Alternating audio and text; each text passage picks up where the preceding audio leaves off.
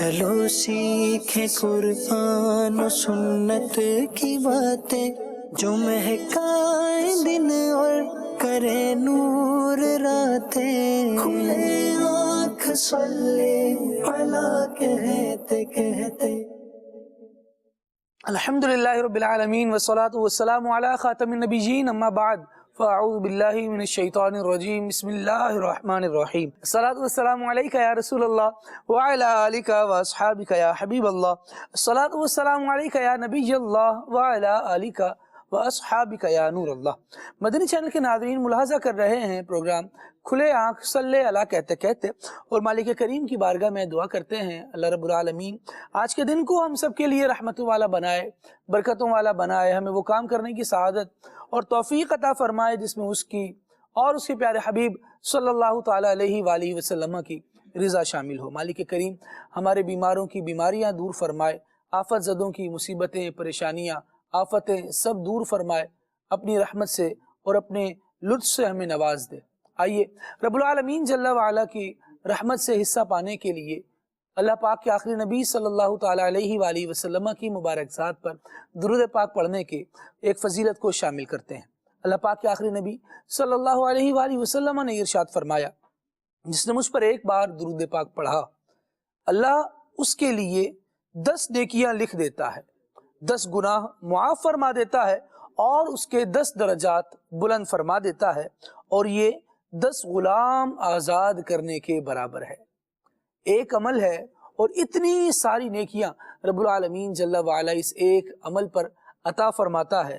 آپ ذرا غور کیجئے کہ مالک کریم بندے کے گناہوں کو معاف فرمائے، اس کے نامہ اعمال میں نیکیاں لکھی جائیں، اس کے درجات کو بلند کر دیا جائے، تو بندے کو چاہیے کہ وقت کو گوائے نہیں بلکہ محسن انسانیت صلی اللہ تعالیٰ علیہ وآلہ وسلم سے اپنے تعلق کو اور مضبوط کرے، اس تعلق کو اور بڑھائے اور ان کی یاد کو اپنائے، اسی میں اپنا سارا وقت لگائے. انشاءاللہ اللہ رب العالمین کی بارگاہ سے بے شمار رحمتیں پائے گا. آئیے وصول برکت کے لیے، نزول رحمت کے لیے درود پاک پڑھ لیتے ہیں. صلو علی الحبیب صلی اللہ تعالی علی محمد صلی اللہ علیہ وآلہ وسلم. سنتے ہیں تلاوت قرآن. اعوذ باللہ من الشیطان الرجیم. میں اللہ تعالیٰ کی پناہ میں آتا ہوں شیطان مردود سے. بسم اللہ الرحمن الرحیم. اللہ کے نام سے شروع جو نہایت مہربان رحم والا. القارعۃ ما القارعۃ وما ادراک ما القارعۃ. دل دہلانے والی، کیا وہ دہلانے والی، اور تو نے کیا جانا کیا ہے دہلانے والی. یوم یکون الناس کالفراش المبثوث. جس دن آدمی ہوں گے جیسے پھیلے پتنگے، وتکون الجبال کالعہن المنفوش. اور پہاڑ ہوں گے جیسے دھن کی یعنی دھنی ہوئی اون. فأما من ثقلت موازینہ فهو فی عیشۃ راضیہ. تو جس کی تولیں بھاری ہوئیں وہ تو من مانتے عیش میں ہیں. وَأَمَّا مَنْ خَفَّتْ مَوَازِينُهُ فَأُمُّهُ هَاوِيَةٌ. اور جس کی تولیں ہلکی پڑیں وہ نیچا دکھانے والی گود میں ہے. وَمَا أَدْرَاكَ مَا هِيَهْ نَارٌ حَامِيَةٌ. اور تو نے کیا جانا کیا نیچا دکھانے والی، ایک آگ شعلے مارتی. بسم اللہ الرحمن الرحیم. اللہ کے نام سے شروع جو نہایت مہربان رحم والا. الہاکم التکاثر حتی زرتم المقابر. تمہیں غافل رکھا مال کی زیادہ طلبی نے، یہاں تک کہ تم نے قبروں کا منہ دیکھا. کلا سوف تعلمون ثم کلا سوف تعلمون. ہاں ہاں جلد جان جاؤ گے، پھر ہاں ہاں جلد جان جاؤ گے.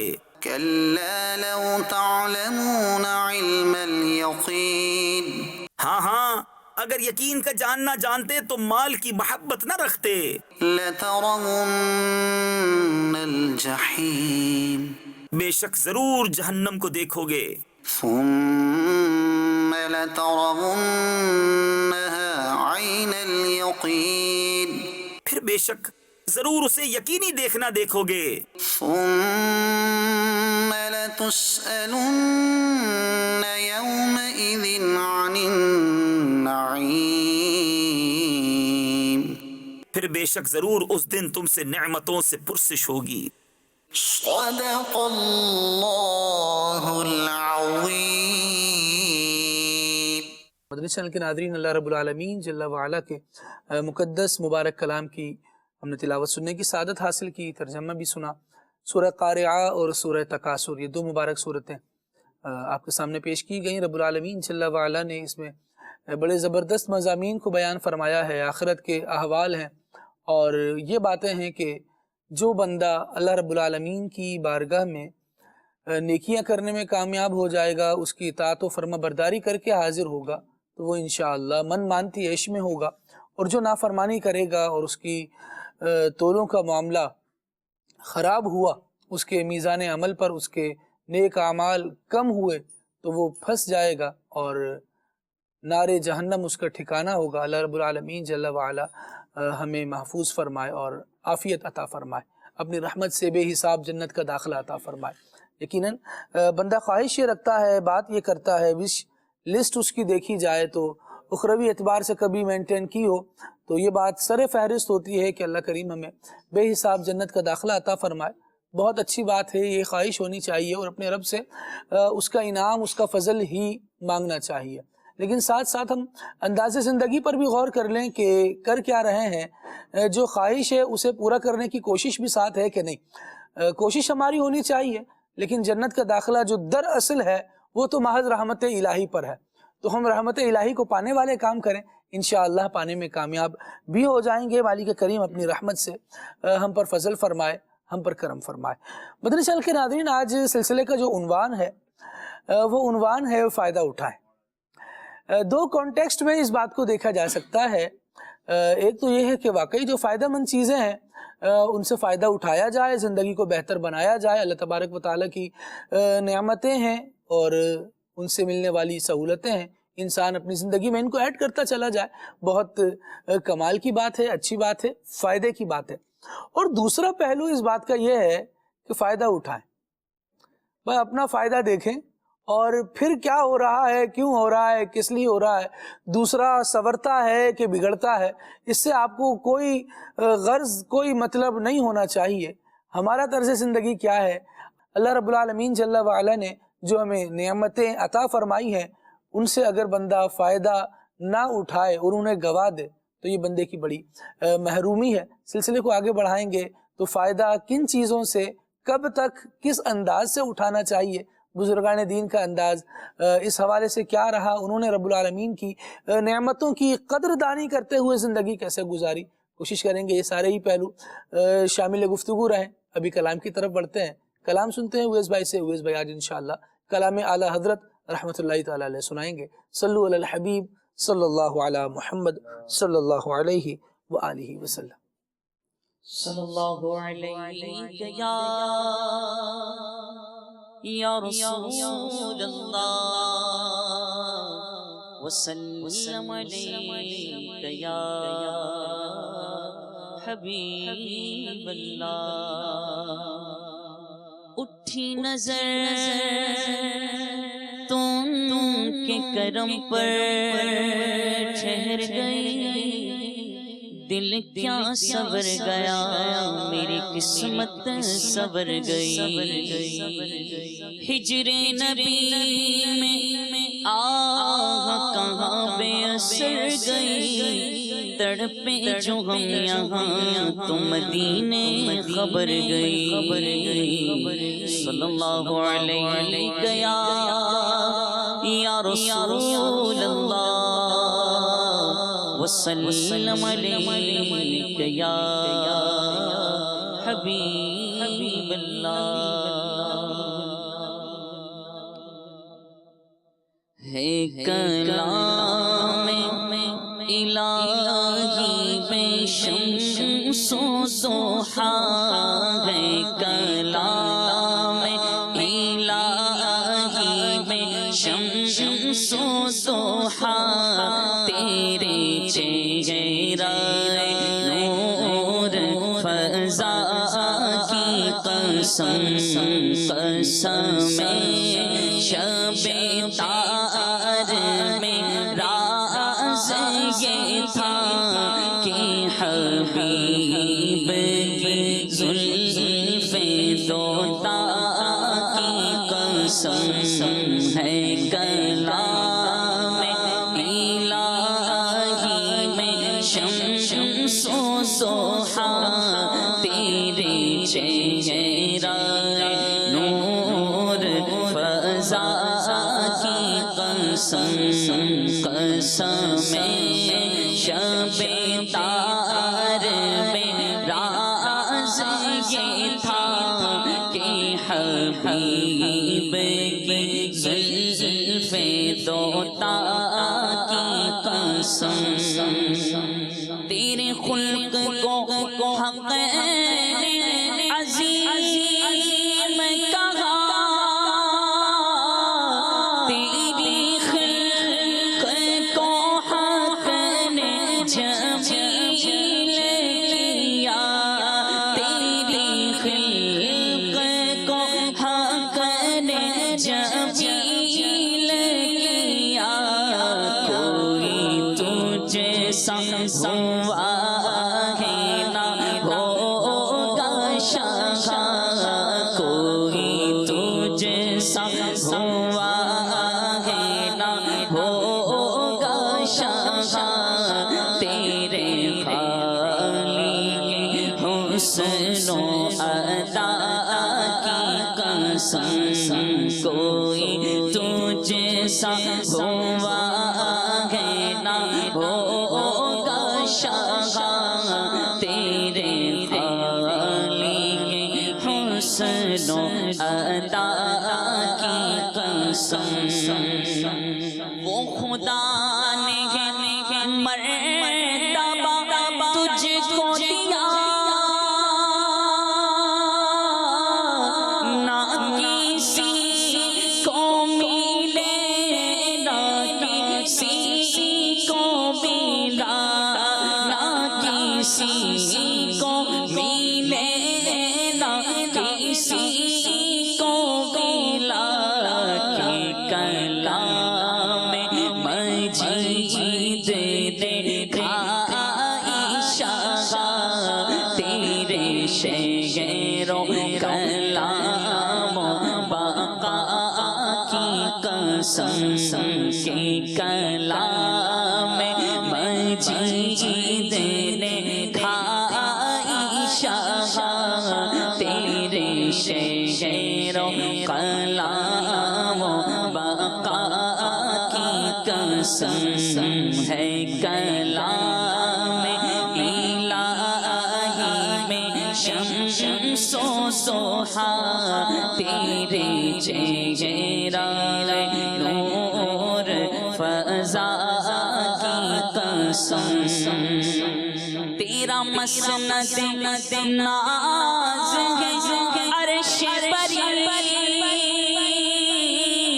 تیرا محرم راز ہے روح ابی تیرا محرم راز ہے روح ابی تو ہی سرور ہر دو جہاں ہے شاہ تو ہی سرور ہر دو جہاں ہے شاہ تیرا مثل نہیں ہے خدا کی قسم تو ہی سرور ہر دو جہاں ہے شاہ تیرا مثل نہیں ہے خدا کی قسم یہی عرض ہے خالق عرض و سما وہ رسول ہے تیرے میں بڑا تیرا وہ رسول ہے تیرے میں بڑا تیرا مجھے ان کے جوار میں دے وہ جگہ مجھے ان کے دوار میں مجھے ان کے جوار میں دے وہ جگہ مجھے ان کے جوار میں دے وہ جگہ کہ خلد کو جس کی صفا کی قسم مجھے ان کے جوار میں دے وہ جگہ کہ خلد کو جس کی صفا کی قسم تو ہی بندوں پہ کرتا ہے لطف عطا ہے تو جی پہ بھروسہ تو جی سے دعا ہے تو جی پہ بھروسہ تو جی سے دعا مجھے جلوائے پاک رسول دکھا مجھے جلوائے پاک رسول دکھا تجھے اپنے عز و علا کی قسم مجھے جلوائے پاک رسول دکھا تجھے اپنے عز و علا کی قسم میرے گرچہ گناہ ہے حد سے سوا مگر سے امید ہے تجھ سے رجا مگر سے امید ہے تجھ سے رجا رحیم ہے ان کا کرم ہے گواہ تو رحیم ہے ان کا کرم ہے گواہ وہ کریم ہے تیری عطا کی قسم یہی کہتی ہے بل باغ جلا کہ رضا کی طرح کوئی سحر پایا کہ رضا کی طرح کوئی سحر پایا رہی ہند میں واصف شاہ خدا رہی ہند میں واصف شاہ خدا مجھے شوقی ہے تب رضا کی قسم ہے کلام الہی میں شمس و ضحا تیرے چہرہ نور فضا کی قسم قسم شب تار میں راز یہ تھا کہ حبیب کی زلف دوتا کی قسم ماشاء اللہ، اللہ رب العالمین اپنی بارگاہ میں قبول فرمائے. بڑا زبردست. سیدی اعلیٰ حضرت امام عشق و محبت امام محمد رضا خان رحمۃ اللہ تعالیٰ علیہ کا کلام پڑھا گیا. مالک کریم اس کلام کی برکتیں بھی ہم سب کو نصیب فرمائے. مدنی چینل کے ناظرین، آج سلسلے کا عنوان ہے فائدہ اٹھائیں. اللہ رب العالمین جل وعلا نے اچھی آواز دی ہے، اچھا انداز دیا ہے، تو اس کا فائدہ اٹھانا چاہیے اور اپنی آواز کو قرآن مجید کی تلاوت پر لگائیے، اچھے انداز سے نعت خوانی کیجئے، اچھے انداز سے رب العالمین کے دین کی باتوں کو لوگوں تک پہنچائیے، نیکی کی دعوت دیجئے اور برائی سے لوگوں کو منع کرنے کی کوشش کیجئے. یقیناً یہ ایسی ایفرٹس ہیں آپ کی، یہ ایسی کوششیں ہیں آپ کی جو انشاءاللہ بروز قیامت رب العالمین جل وعلا کی بارگاہ میں آپ کو سرخرو کروائیں گی.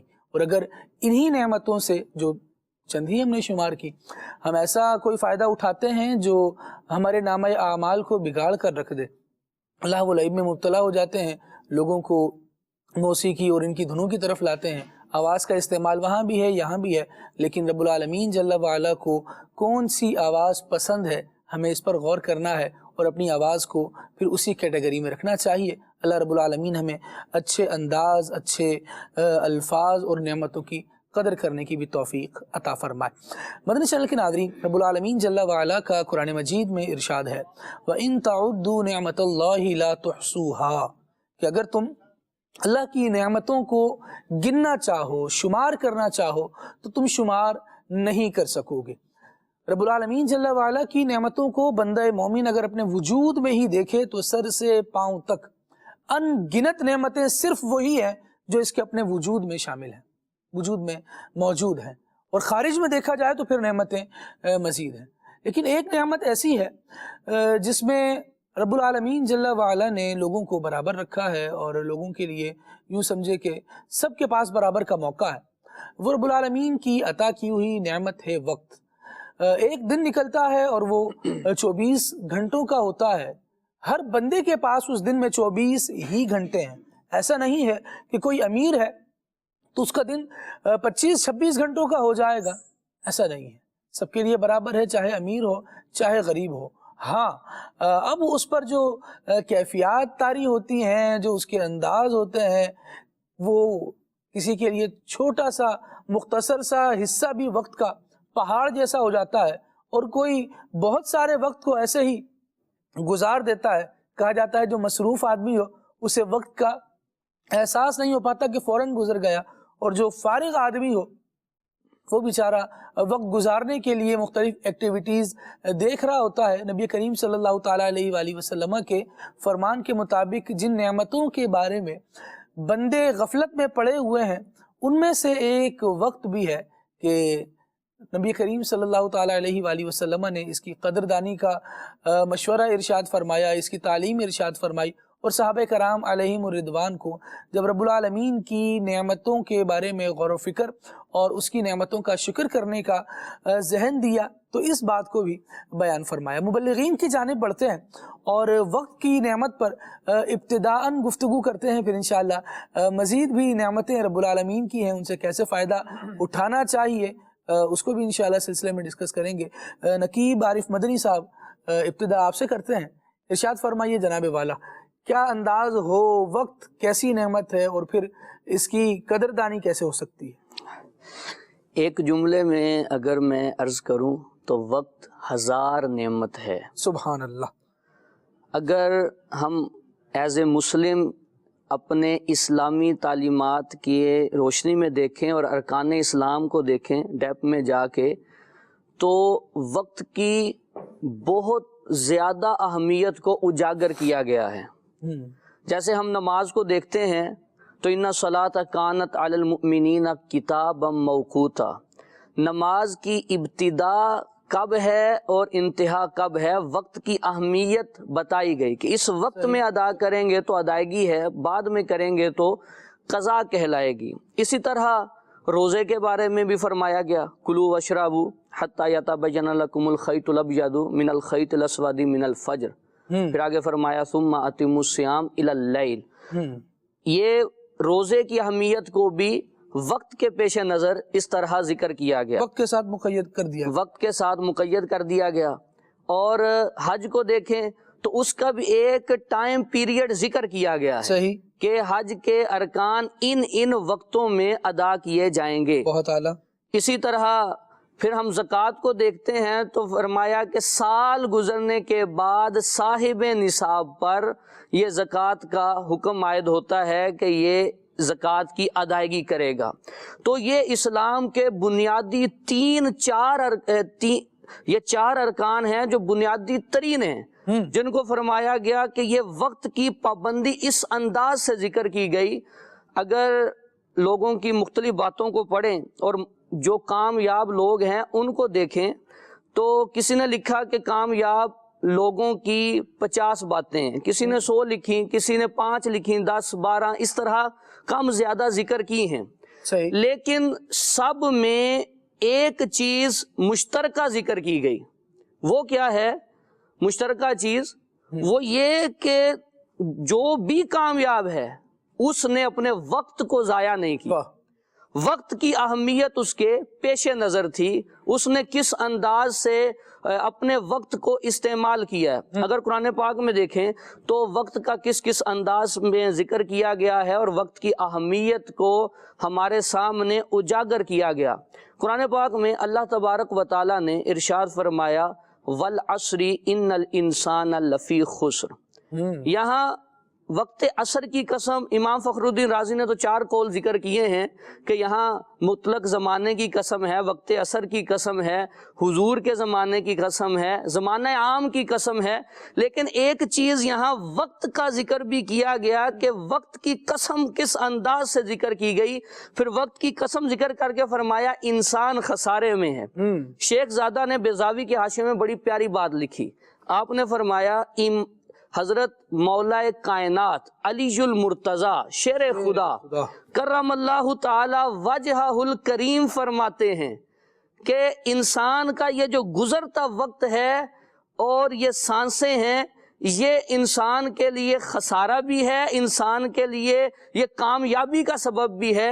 اگر ان سانسوں کے بدلے، ان لمحات کے بدلے، ان گزرتے ہوئے اوقات کے بدلے اگر وہ اچھے کام کر لیتا ہے، نیکیاں کر لیتا ہے تو یہ وقت اس کے لیے بہترین گزر جائے گا۔ اگر انہی اوقات کے بدلے وہ گناہ کرتا ہے، اللہ کی حدوں کو پامال کرتا ہے، رب کو ناراض کرنے والے کام کرتا ہے تو پھر وہ بندہ خسارے میں ہے۔ اگر تفسیر کبیر کو دیکھے تو امام فخر الدین رازی علیہ رحمہ نے اس کے تحت ایک بزرگ علیہ رحمہ کا واقعہ ذکر فرمایا۔ صحیح، وہ فرماتے ہیں مجھے اس آیت کی سمجھ نہیں آ رہی تھی کہ انسان خسارے میں ہے کیسے۔ کہہ رہے میں بغداد کے بازار سے گزر رہا تھا تو برف بک رہی تھی، برف بیچنے والا آواز لگا رہا تھا ارحمو من یذوب رأس مالی ہی، لوگوں اس بندے پہ رحم کرو جس کا کیپیٹل ختم ہوا جا رہا ہے، رأس المال ہی ختم ہوا جا رہا ہے، جو اس کی انویسٹمنٹ ہے وہ ختم ہوئی جا رہی ہے۔ آپ کو پتا ہے یہ برف ایسا سودا ہے کہ اگر گاہک وقت پہ نہ آئے، جلدی بکے نہیں تو کمانا کیا الٹا نقصان ہو جاتا ہے۔ صحیح، تو وہ بزرگوں نے جب یہ بات سنی تو فرمانے لگے مجھے اس آیت کی سمجھ آ گئی۔ قسم ہے عصر کی، حضور کے زمانے کی، انسان خسارے میں ہے۔ فرمایا یہ جو انسان کی زندگی ہے یہ سیکنڈ سیکنڈ، گھنٹہ، لمحہ لمحہ یہ برف کی طرح پگھلتی جا رہی ہے۔ اگر برف بیچنے والا وقت پہ برف نہ بیچ سکے تو اسے نقصان ہو جاتا ہے۔ اگر انسان اپنے وقت پہ ان اوقات کے بدلے نیکیاں نہ کر سکے تو اسے نقصان ہو جاتا ہے۔ اس انداز سے آپ قرآن پاک میں دیکھیں، فرمایا آفا حسبتم انما خلقناکم عبثا وانکم الینا لا ترجعون۔ وقت کی اہمیت کی طرف بھی یوں اشارہ ہوتا ہے کہ انسان یہ نہ سمجھے کہ ان کو بیکار پیدا کر دیا گیا اور بیکاری کے کاموں میں لگا رہے، بیکاری کے کاموں میں لگا رہے۔ بے شک اسے ہماری طرف پلٹنا ہے، یہ بھی نہ سمجھے کہ اسے ہماری طرف لوٹایا نہیں جائے گا۔ حضرت حسن بصری رحمت اللہ علیہ جب یہ آیت مقدسہ سنتے تو بے ہوش ہو جاتے اللہ، کہ اللہ نے مجھے اتنی نعمت دی۔ ابھی میرے ذہن میں ایک حدیث کلک کی ترمذی شریف کی کہ اگر اسے دیکھیں اور اس آیت کو دیکھیں کہ اللہ نے زندگی دی، جوانی دی، عمر دی، اللہ تبارک و تعالیٰ نے اس کو بیکار کاموں میں لگانے کا نہیں دیا کہ بھائی اس کو بیکار ضائع کر دیا جائے۔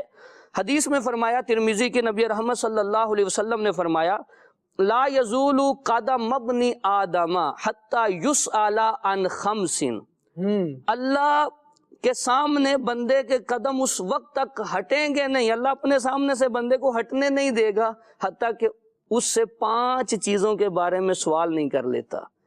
پہلی چیز فرمائی عن عمرہ فی ما افناہ، سب سے پہلا سوال عمر کے بارے میں۔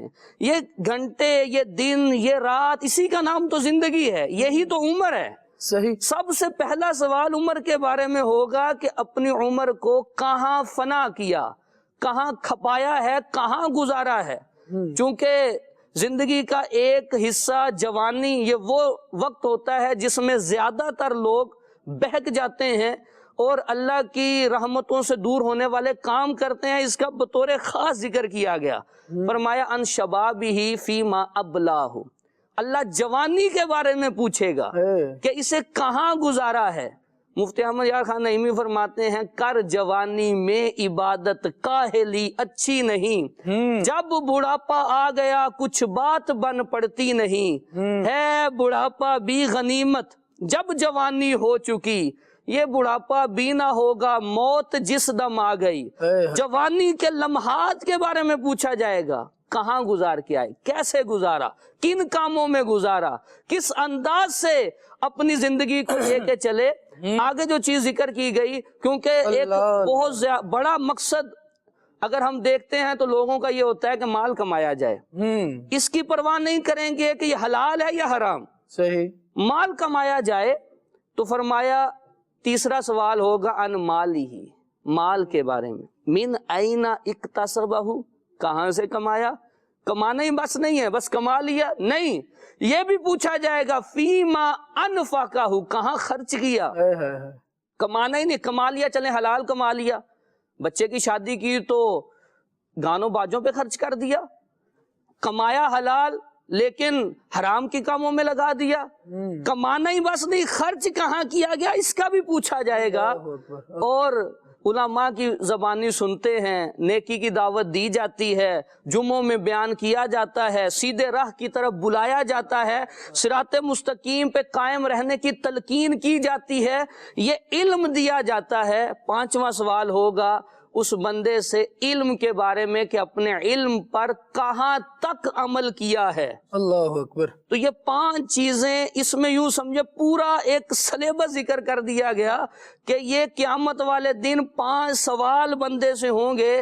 بندہ اب اسی زندگی کے ان اوقات میں اگر اچھے اعمال کرتا ہے، دیکھیں اگر ہمارے اس دنیا کے معاملات میں سوال پہلے ہی آؤٹ ہو جائے نا، پیپر لیک ہو جائے تو پیپر کینسل ہو جاتا ہے کہ یہ تو لیک ہو گیا، طرح طرح کی باتیں ہوتی ہیں کہ یہ تو معاملات اس طرح، یہ بورڈ صحیح نہیں ہے، یہ اس طرح کس نے لیک کیا، سوال اٹھائے جاتے ہیں، سوال اٹھائے جاتے ہیں۔ لیکن یہاں سوال پہلے بتا دیے گئے، اب اس کا جواب ہم نے تیار کرنا ہے، تیاری ہم نے کرنی ہے کہ ہم سے یہ سوال ہوں گے۔ اللہ اکبر۔ اگر بچے کو پہلے سوال بتا دیے جائیں اسٹوڈنٹ کو کہ یہ آپ نے اس کا جواب تیار کر کے لانا ہے، پھر بھی وہ نہ لائے تو اسے ہم کہتے ہیں کہ بڑا غافل بچہ ہے، بڑا غافل اسٹوڈنٹ ہے کہ اس نے توجہ ہی نہیں دی، سوال بھی بتا دیے گئے تھے، جواب بھی تیار نہیں کر سکا۔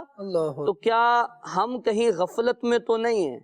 ہمیں سوالات بتا دیے گئے کہ ہم سے یہ پوچھا جائے گا، پھر بھی ہم تیاری نہ کریں تو یہ ہمارے لیے غفلت ہے۔ اور یہ آیت پھر ہمارے لیے ہے والعصر ان الانسان لفی خسر، عصر کی قسم ہے، زمانہ خاص سرکار صلی اللہ علیہ وسلم کے زمانے کی، انسان خسارے میں ہے، مگر جس میں 4 صفات ہوں تو وہ خسارے سے بچے گا۔ فرمایا الا الذین آمنوا، مگر وہ لوگ جو ایمان لائے، وعملوا الصالحات، نیک عمل کیے، اور آگے فرمایا وتواصوا بالحق وتواصوا بالصبر، حق اور صبر کی ایک دوسرے کو وصیت اور تلقین کرتے رہے۔ سبحان اللہ۔ مدنی چینل کے ناظرین، گفتگو آپ ملاحظہ فرما رہے ہیں اور ذرا غور کیجئے کہ سارا نصاب ہمیں بتایا جا رہا ہے، کام یہ ہے، کمال یہ ہے، انداز یہ ہے، اس کو کرنا کیسے ہے؟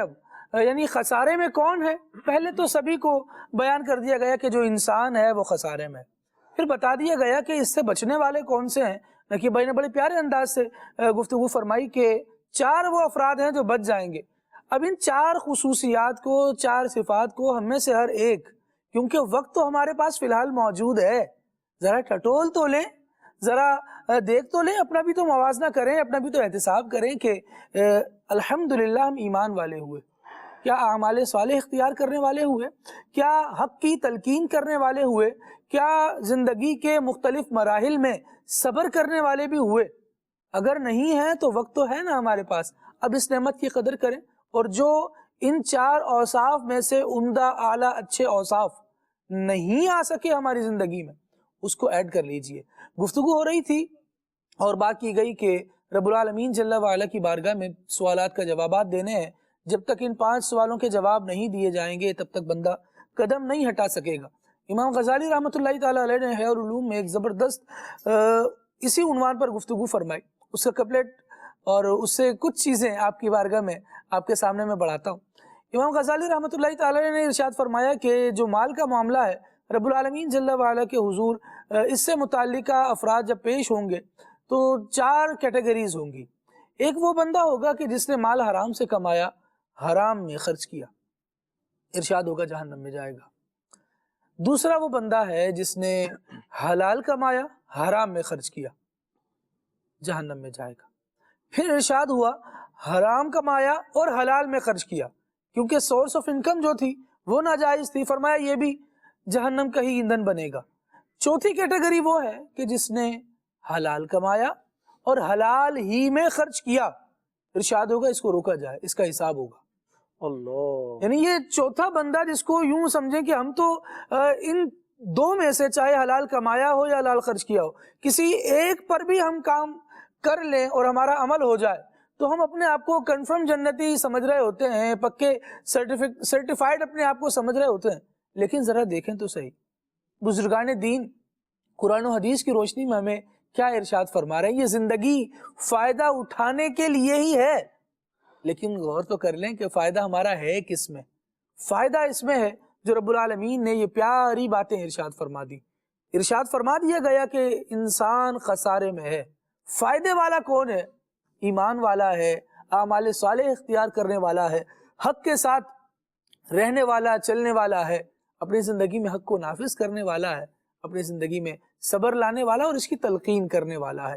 حدیث مبارکہ نبی کریم صلی اللہ تعالیٰ علیہ وآلہ وسلم کے فرامین ہمیں اس بات کی طرف رغبت دلاتے ہیں کہ بندہ اپنے وقت کا احساس کر لے۔ یعنی یہ اتنی زبردست نعمت ہے، اتنی بڑی نعمت ہے، یعنی قرآنی آیات کے تناظر میں تقریباً ابھی جتنی گفتگو ہوئی اس کا بہت بڑا حصہ قرآنی آیات کے تناظر میں ہوا۔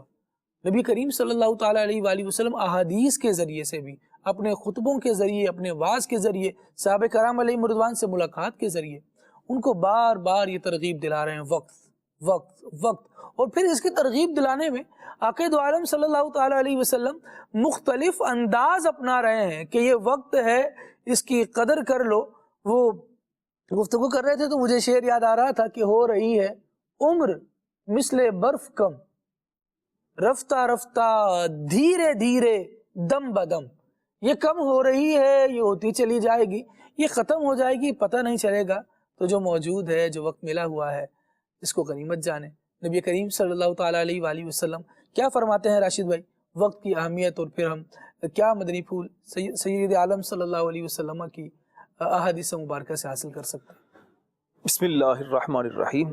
ماشاءاللہ نقیب بھائی نے بہت خوبصورت اور عمدہ گفتگو فرمائی۔ اللہ سے دعا ہے اللہ ان کے علم و عمل میں برکتیں عطا فرمائے اور ہمیں ان باتوں پر عمل کرنے کی توفیق عطا فرمائے۔ وقت یقیناً ایک ایسی نعمت ہے کہ ملتی ہے، دوبارہ پھر وہ وقت نہیں ملتا۔ باقی بہت ساری دنیا کے اندر نعمتیں ہیں جو ملنے کے بعد دوبارہ بھی ملتی رہتی ہیں، ہاں جی، لیکن جو وقت مل گیا اور وہ چلا گیا، دوبارہ وہ وقت نہیں آتا، اس کے بعد اگلا وقت آتا ہے۔ بندے کے ایمان کی، اسلام کی خوبی وہ یہ ہے کہ بندہ اپنے وقت کو ضائع نہ کرے۔ ایسے کاموں میں صرف نہ کرے کہ جو کام نہ اسے دین کا فائدہ دیں نہ اسے دنیا کا فائدہ دیں. جیسے آیت کریمہ انہوں نے پڑھی تھی والعصر ان الانسان لفی خسر الا الذین آمنوا وعملوا الصالحات، کہ فرمایا وہ بندہ خسارے میں یقیناً نہیں ہے کہ جو صاحب ایمان ہے اور اعمال صالحہ کرنے والا ہے. اب بندے جو اعمال صالحہ کرنے والا ہے، نیک اعمال کرنے والا جو بندہ ہے، اس بندے کے ایمان کی خوبی حدیث میں کیا بیان کی گئی؟ فرمایا من حسن اسلام المرء ترکہ ما لا یعنیہ. بندے کے اسلام کی خوبی یہ ہے کہ وہ لا یعنی فضول چیزوں کو چھوڑ دے. فضول چیز کیا ہے؟ فضول بات کیا ہے کہ جس سے نہ دین کا فائدہ ہو نہ دنیا کا فائدہ ہو. صحیح. پھر جس طرح میں نے عرض کیا کہ اللہ تبارک و تعالیٰ نے انسان کو جو وقت کی نعمت عطا فرمائی، یہ نعمت روزانہ نئی بندے کو ملتی ہے. اب جو بندہ اس نعمت کی قدر کرتا ہے، یقیناً فوائد حاصل کرتا ہے، اسے اچھی جگہ وقت کو صرف کرتا ہے، تو دنیاوی طور پر بھی فوائد حاصل کرتا ہے، کامیاب ہوتا ہے، اور اللہ کی بارگاہ میں قیامت والے دن بھی سرخرو اور کامیاب ہوگا. ٹھیک ہے. سرور عالم نور مجسم صلی اللہ علیہ وسلم کا فرمان حضرت سیدنا معقل بن یسار رضی اللہ تعالی عنہ روایت کرتے ہیں، آقا کریم علیہ السلام نے فرمایا کوئی دن ایسا نہیں جو دنیا میں آئے اور وہ یہ ندا نہ کرے، وہ یہ نہ کہے اے ابن آدم میں نئی مخلوق ہوں، آج مجھ میں جو عمل تو کرے گا قیامت کے دن میں تمہارے اس عمل پر تمہاری گواہی دوں گا. واہ. فرمایا تو مجھ میں نیکی کر تاکہ قیامت والے دن میں نیکی کی گواہی دوں، اور میرے چلے جانے کے بعد تو مجھے کبھی نہیں دیکھ سکے گا. یہ ہے وقت. روزانہ نیا وقت آ کر گویا زبان حال سے ایک ندا کرتا ہے. صبح کا جب سورج طلوع ہوتا ہے تو بتا دیا جاتا ہے کہ میں آ چکا ہوں، اب مجھے کس طرح صرف کرنا ہے، نماز پڑھ کے، قرآن کی تلاوت کر کے، اللہ کا ذکر کر کے، اللہ کی نعمتوں پر شکر کر کے مجھے صرف کرنا ہے، یا پھر مجھے فضول کاموں میں گزار کر ضائع کرنا ہے، نماز کو قضا کرنا ہے، صبح سوئے رہنا ہے، نہ قرآن پڑھنا، صبح اٹھ کر بازار کا رخ کیا تو دن بھر پھر غلط کاموں میں، گناہوں میں وقت گزارا، یا گناہوں میں نہ بھی گزارا تو ایسے کاموں میں وقت گزارا کہ جسے کوئی فائدہ نہیں، تو اس کا یقیناً حساب بھی دینا پڑے گا، اور پھر قیامت والے دن بندے کو شرمندگی بھی ہوگی. سرور عالم نور مجسم صلی اللہ علیہ وسلم کا ایک اور فرمان شعب الایمان کی یہ حدیث پاک ہے. جی. آقا کریم نے فرمایا ما من یوم طلعت شمسہ فیہ الا یقول من استطاع ان یعمل فی خیرا. فرمایا جب روزانہ جب سورج طلوع ہوتا ہے تو دن یہ اعلان کرتا ہے جو کوئی مجھ میں اچھا کام کر سکتا ہے تو کر لے، فَلْيَعْمَلْهُ فَإِنِّي غَيْرُ مُقَرَّرٍ عَلَيْكُمْ أَبَدًا، کیونکہ آج کے بعد میں کبھی پلٹ کر نہیں آؤں گا. ہاں جی. یہ اعلان ہوتا ہے جو کرنا ہے آج کر لو، آج کے بعد نہیں دوبارہ آیا جائے گا. وہ ایک بڑا خوبصورت ایک جملہ ہے کہ گیا وقت پھر ہاتھ نہیں آتا. جو وقت گزر گیا وہ ہاتھ نہیں آتا، تو لہٰذا بندے کے لیے یہ ہے کہ بندہ موجودہ وقت کی قدر کرے. وقت کو خالد بھائی جی اگر آپ عربی گرامر کے اعتبار سے میں تھوڑی سی بات کروں تو بالکل کریں، آپ پوری بات کریں. جی دیکھیں اس میں کیا ہوتا ہے کہ ظرف ایک لفظ استعمال کیا جاتا ہے. ظرف کے اندر دو چیزیں ہوتی ہیں، ظرف زمان اور ظرف مکان. ٹھیک ہے، یعنی ایک جگہ کی بات ہوتی ہے یا پھر وقت کی بات ہوتی ہے. تو ظرف زمان جو ہوتا ہے، اس ظرف زمان کے اندر کیا ہوتا ہے، دن بھی ہے، رات بھی ہے، ٹھیک ہے، مہینہ بھی اسی میں شامل ہوتا ہے، پھر خاص جو دنوں کے جیسے ہفتہ، اتوار، پیر وغیرہ یہ بھی اسی میں آ جاتے ہیں، اور اس طرح بہت ساری جو وقت سے ریلیٹڈ چیزیں ہیں ساری اس کے اندر آ جاتی ہیں. قرآن کریم کا اگر ہم مطالعہ کرتے ہیں تو قرآن پاک میں مختلف انداز سے وقت کو بیان کیا گیا. نبی کریم علیہ السلام نے اپنی احادیث کے ذریعے اسی کی مزید اہمیت کو بیان کیا ہے. اللہ تبارک و تعالیٰ نے ہماری موت اور ہماری زندگی یہ ہمیں دی، اور اس کو بھی پیدا کرنے کا مقصد رب نے جو قرآن میں بیان کیا، الذی خلق الموت والحیات لیبلوکم ایکم احسن عملا. فرمائے وہ ذات جس نے موت اور زندگی کو پیدا کیا تاکہ تمہاری جانچ ہو تم میں کس کا عمل اچھا ہے. تو زندگی اور موت یہ دونوں ہی وقت سے تعلق رکھتی ہیں. موت کا ایک وقت مقرر ہے، لیکن وہ وقت کون سا ہے مجھے یا آپ میں سے کسی کو نہیں پتا. جی اسی طرح زندگی اللہ نے دی ہے، کتنی زندگی دی ہے ہم میں سے کسی کو نہیں پتا، رب جانتا ہے. ہاں ہمیں یہ ضرور کہا گیا کہ اس زندگی کو غنیمت جانو، اس کے اندر اچھے اعمال کر لو تاکہ یہ تمہیں قیامت والے دن سرخرو اور کامیاب کر سکیں. گناہوں سے بچو، رب کی نافرمانیوں سے بچو، تاکہ دنیاوی طور پر بھی تم پرسکون رہو اور قیامت والے دن بھی شرمندگی اور پشیمانی سے بچ سکو. سبحان اللہ سبحان اللہ. بندہ قدر کرے وقت کی تو یہ وقت وہ ہے جو رب العالمین جل وعلا کی بارگاہ میں بندے کو سرخرو کروانے کا سبب بن سکتا ہے. اور اگر اس کی ناقدری کی جائے، بے توقیری کی جائے، اس کو فضولیات، لغویات اور گناہوں میں ضائع اور برباد کیا جائے تو جو چیز برباد ہو جاتی ہے وہ انسان کے لیے کبھی بھی فائدے کا باعث نہیں بنتی ہے، اس کو بھی نقصان میں ہی ڈالتی ہے. اللہ کریم ہمیں توفیق خیر عطا فرمائے. اگر ہم مدنی چینل کے ناظرین ان لوگوں پر غور کریں نا، جس طرح بیان کیا جاتا ہے کہ کامیاب افراد کی ایک نشانی یہ ہوتی ہے کہ وہ اپنے وقت کو ضائع کرنے والے نہیں ہوتے، تو واقعی ہمیں اندازہ ہوگا کہ جب کسی اوپر والے شخص کو دیکھتے ہیں، جب کسی کامیاب شخص کو دیکھتے ہیں جس کا لائف اسٹائل ہم سے اچھا ہو، تو ذہن میں شاید یہ خواہش تو پیدا ہو جاتی ہے، قطع نظر اس کے کہ یہ خواہش پیدا ہونی کے چاہیے نہیں چاہیے، اس کی کیا حیثیت ہے.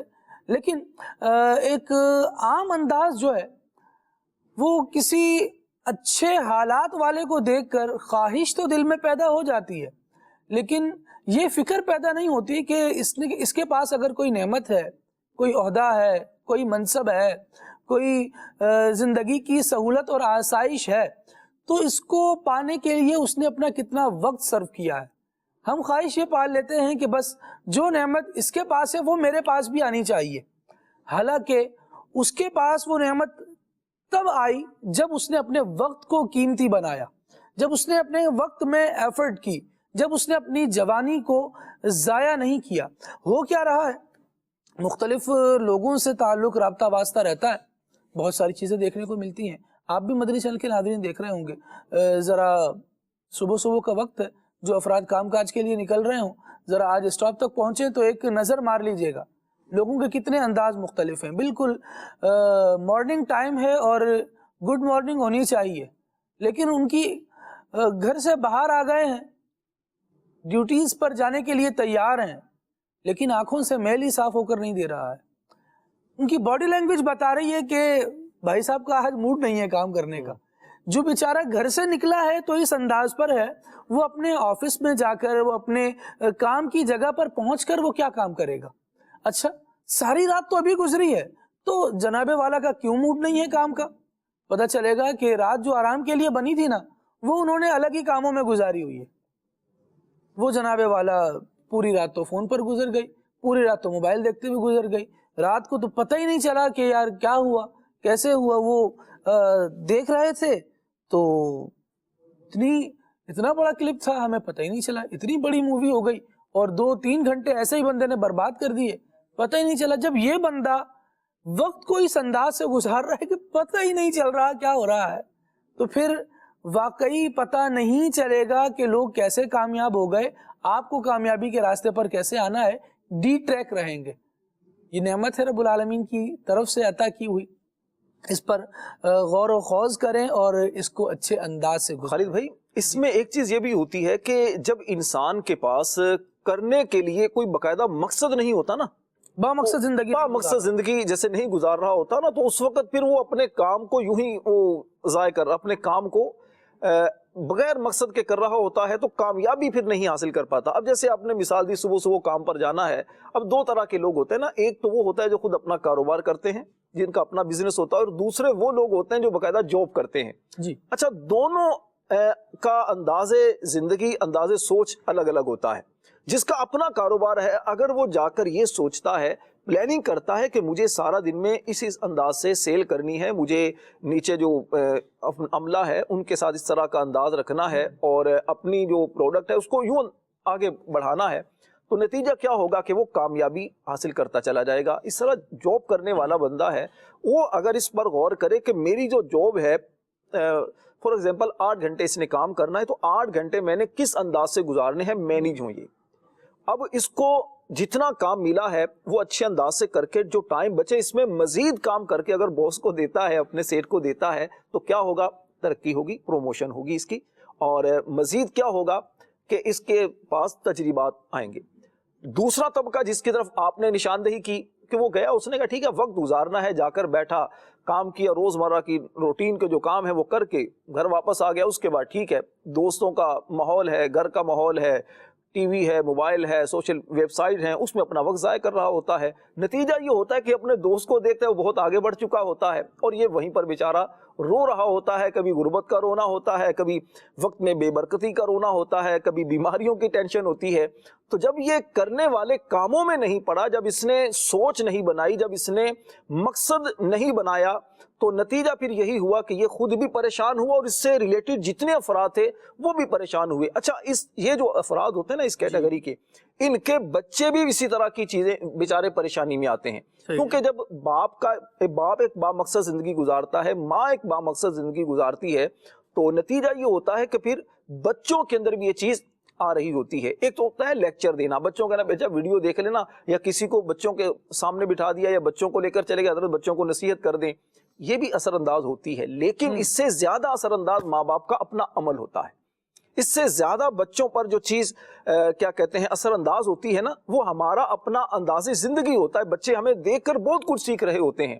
آپ اگر دیکھیے جیسے ہمارے بچپن کا دور ہے، اگر ہم غور کرتے ہیں تو اس میں کیا ہوتا تھا، صبح اٹھ کر، تو جوانی کا دور ہے، اللہ کا شکر ابھی تو جوانی میں بچپن کی بات کر رہا ہوں، دور تھا پھر جی ظاہری بات ہے بچپن کا دور وہی ہوگا، اب تو جوانی بھی ڈھل رہی ہے، ظاہری بات ہے. اللہ کرم. تو اس میں اپنی بات عرض کروں کہ کیا ہوتا تھا، فجر کی نماز کے لیے جب والدہ اٹھاتی تھی صبح کے وقت میں، تو اب جیسے آج کل سردیوں کا موسم اور خاص طور پر پنجاب کی سردیاں، پھر صبح رضائی سے باہر نکلنا، تو اب اس میں ہوتا کیا تھا، بعض اوقات ضد ہوتی تھی کہ نہیں جی ہم نے صبح پراٹھا کھا کے جانا ہے، ناشتہ کر کے جانا ہے فجر کی جماعت میں، یعنی جماعت میں بھیجا جا رہا. اس وقت ضد ہے یہ ہے، اور اللہ تعالیٰ دراز عمر بھی خیر عطا کرے والدہ کو. امی کہتی تھی بیٹا تمہاری یہ خواہش پوری ہوگی، فجر کی یعنی اذان ہوتے ہی ناشتہ، اس کے بعد تیار، جماعت سے پہلے ناشتہ کروا دیا جاتا تو بیٹا جماعت کے ساتھ نماز پڑھنی ہے. یہ تمہاری جائز خواہش بالکل پوری کی جائے گی.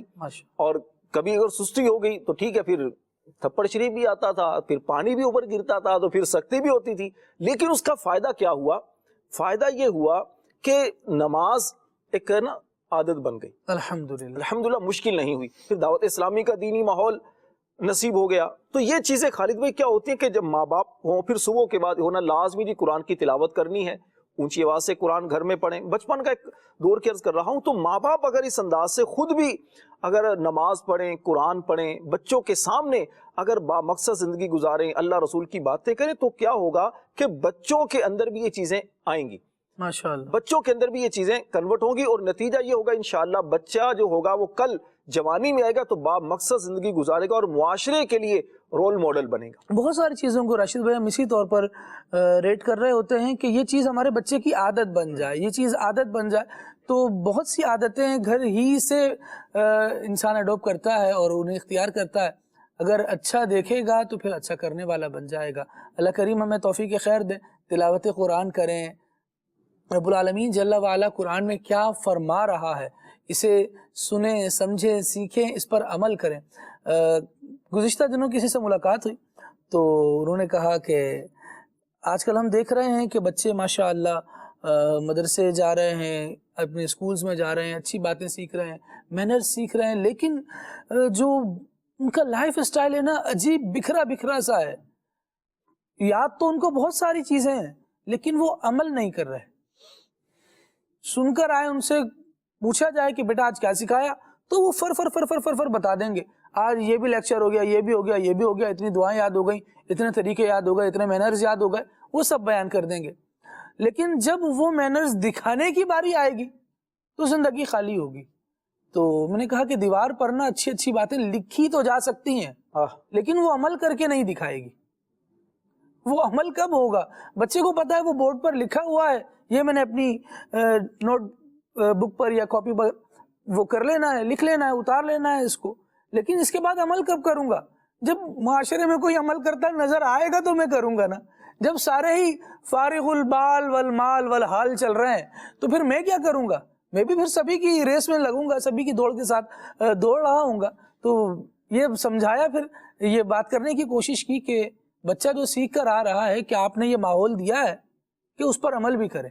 آپ کو بھی تو پریشانی کے عالم میں یہی یاد آتا ہے کہ بیٹا ایسا کرو, کہ جو کچھ سیکھ کر آئے تھے, جو کچھ ٹیچر نے بڑی محنت سے اور ہم نے ان کو اس محنت کی پیمنٹ دے کر آپ کو سکھایا ہے, آپ ایسا کرو, اس کو چھوڑو, یہ لو. اس میں آپ کے نئے نئے ٹیچرز موجود ہیں, نئے نئے لیکچرز آپ کے لیے موجود ہیں, نئے نئے ولاگرز, یوٹیوبرز اور فلاں فلاں فلاں فلاں موجود ہیں, ان کو دیکھ لو. اب وہ جو لائف اسٹائل بیان کر رہے ہیں وہ شارٹ کٹ ہے, اور جو لائف اسٹائل اسکول, کالج, مدرسہ وغیرہ سکھا رہے ہیں, یعنی ادارے اکیڈمک کلچر سے جو چیز سیکھنی چاہیے اور اس پر عمل کرنا چاہیے وہ ہو ہی نہیں رہا. تو لوگ شارٹ کٹ کے ہی پیچھے بھاگ رہے ہیں, وقت بچانے کے بجائے وقت برباد ہی کرتے چلے جا رہے ہیں. ایک کام ہے جس کا طریقہ سیکھنا تھا کہ یہ کام ہو جائے, کس طرح سے ہوگا, اس پر ایسا کریں, کوئی ٹیوٹوریل دیکھ لیں. اب ایک کے بعد دوسرا, دوسرے کے بعد تیسرا, تیسرے کے بعد چوتھا, نہیں اس نے اچھا نہیں سمجھایا, وہ اچھا سمجھائے گا. 10 بندوں کے مختلف 25 کلپ دیکھ لیے آپ نے اتنی دیر میں. اگر خود بھی کوشش کرتے نا تو وہ کام ہو ہی جانا تھا. تو وقت یوں بھی کنزیوم ہو رہا ہے. مہربانی کریں, اور اگر چاہتے ہیں کہ معاشرے پر چھا جائیں اور سورج کی طرح طلوع ہو جائیں تو اپنی زندگی میں سورج کو طلوع ہوتا دیکھنے کی زحمت بھی فرمائیں. وہ کب نکل رہا ہے, کیسے نکل رہا ہے, پتہ ہی نہیں ہے کہ سورج کب نکل رہا ہے, کیسے نکل رہا ہے, کیا منظر ہے.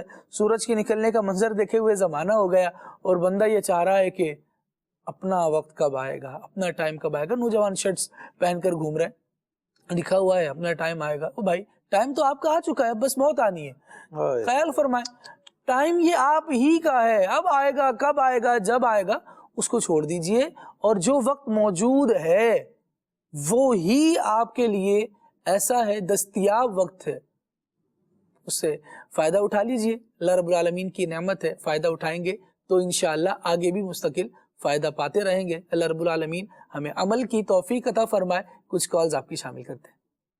عبد الخالق اتاری ہوا کینٹ سے عرض کر رہا ہوں. موضوع ہے فائدہ اٹھائیں, اور فائدہ تو ہم خوب اٹھاتے ہیں. جہاں ہمیں دنیاوی فائدہ نظر آتا ہے وہاں ہم وقت کی اہمیت بھی سمجھ بیٹھتے ہیں. صحت تھوڑی سی بھی درست ہو تو وہاں صحت کا بھی فائدہ اٹھاتے ہیں, اور اس کے علاوہ جہاں سے مال آ رہا ہو تو اس موقع کو بھی ہم ضائع نہیں کرتے. تو اصل تو ترجیحات ہیں ہماری, فی الحال ہماری دنیاوی ترجیحات ہیں, تو اس لیے ہم ان نعمتوں کا دنیاوی فائدہ اٹھاتے ہیں. جب ہمارے ذہن میں آخرت کی ترجیحات ہو جائیں گی اور اللہ کے ہاں کامیابی کے لحاظ سے ہمارا ذہن بن جائے گا تو پھر اس لحاظ سے ہم فائدہ اٹھائیں گے. تو یہ ارشاد فرمائیے کہ ہمارے ذہن میں آخرت کے حوالے سے, آخرت میں کامیابی کے حوالے سے فائدہ اٹھانے کا ذہن کیسے بن سکتا ہے, ہماری سوچ کیسے مذہبی ہو سکتی ہے, کچھ اس حوالے سے مدنی پھول ارشاد فرما دیں.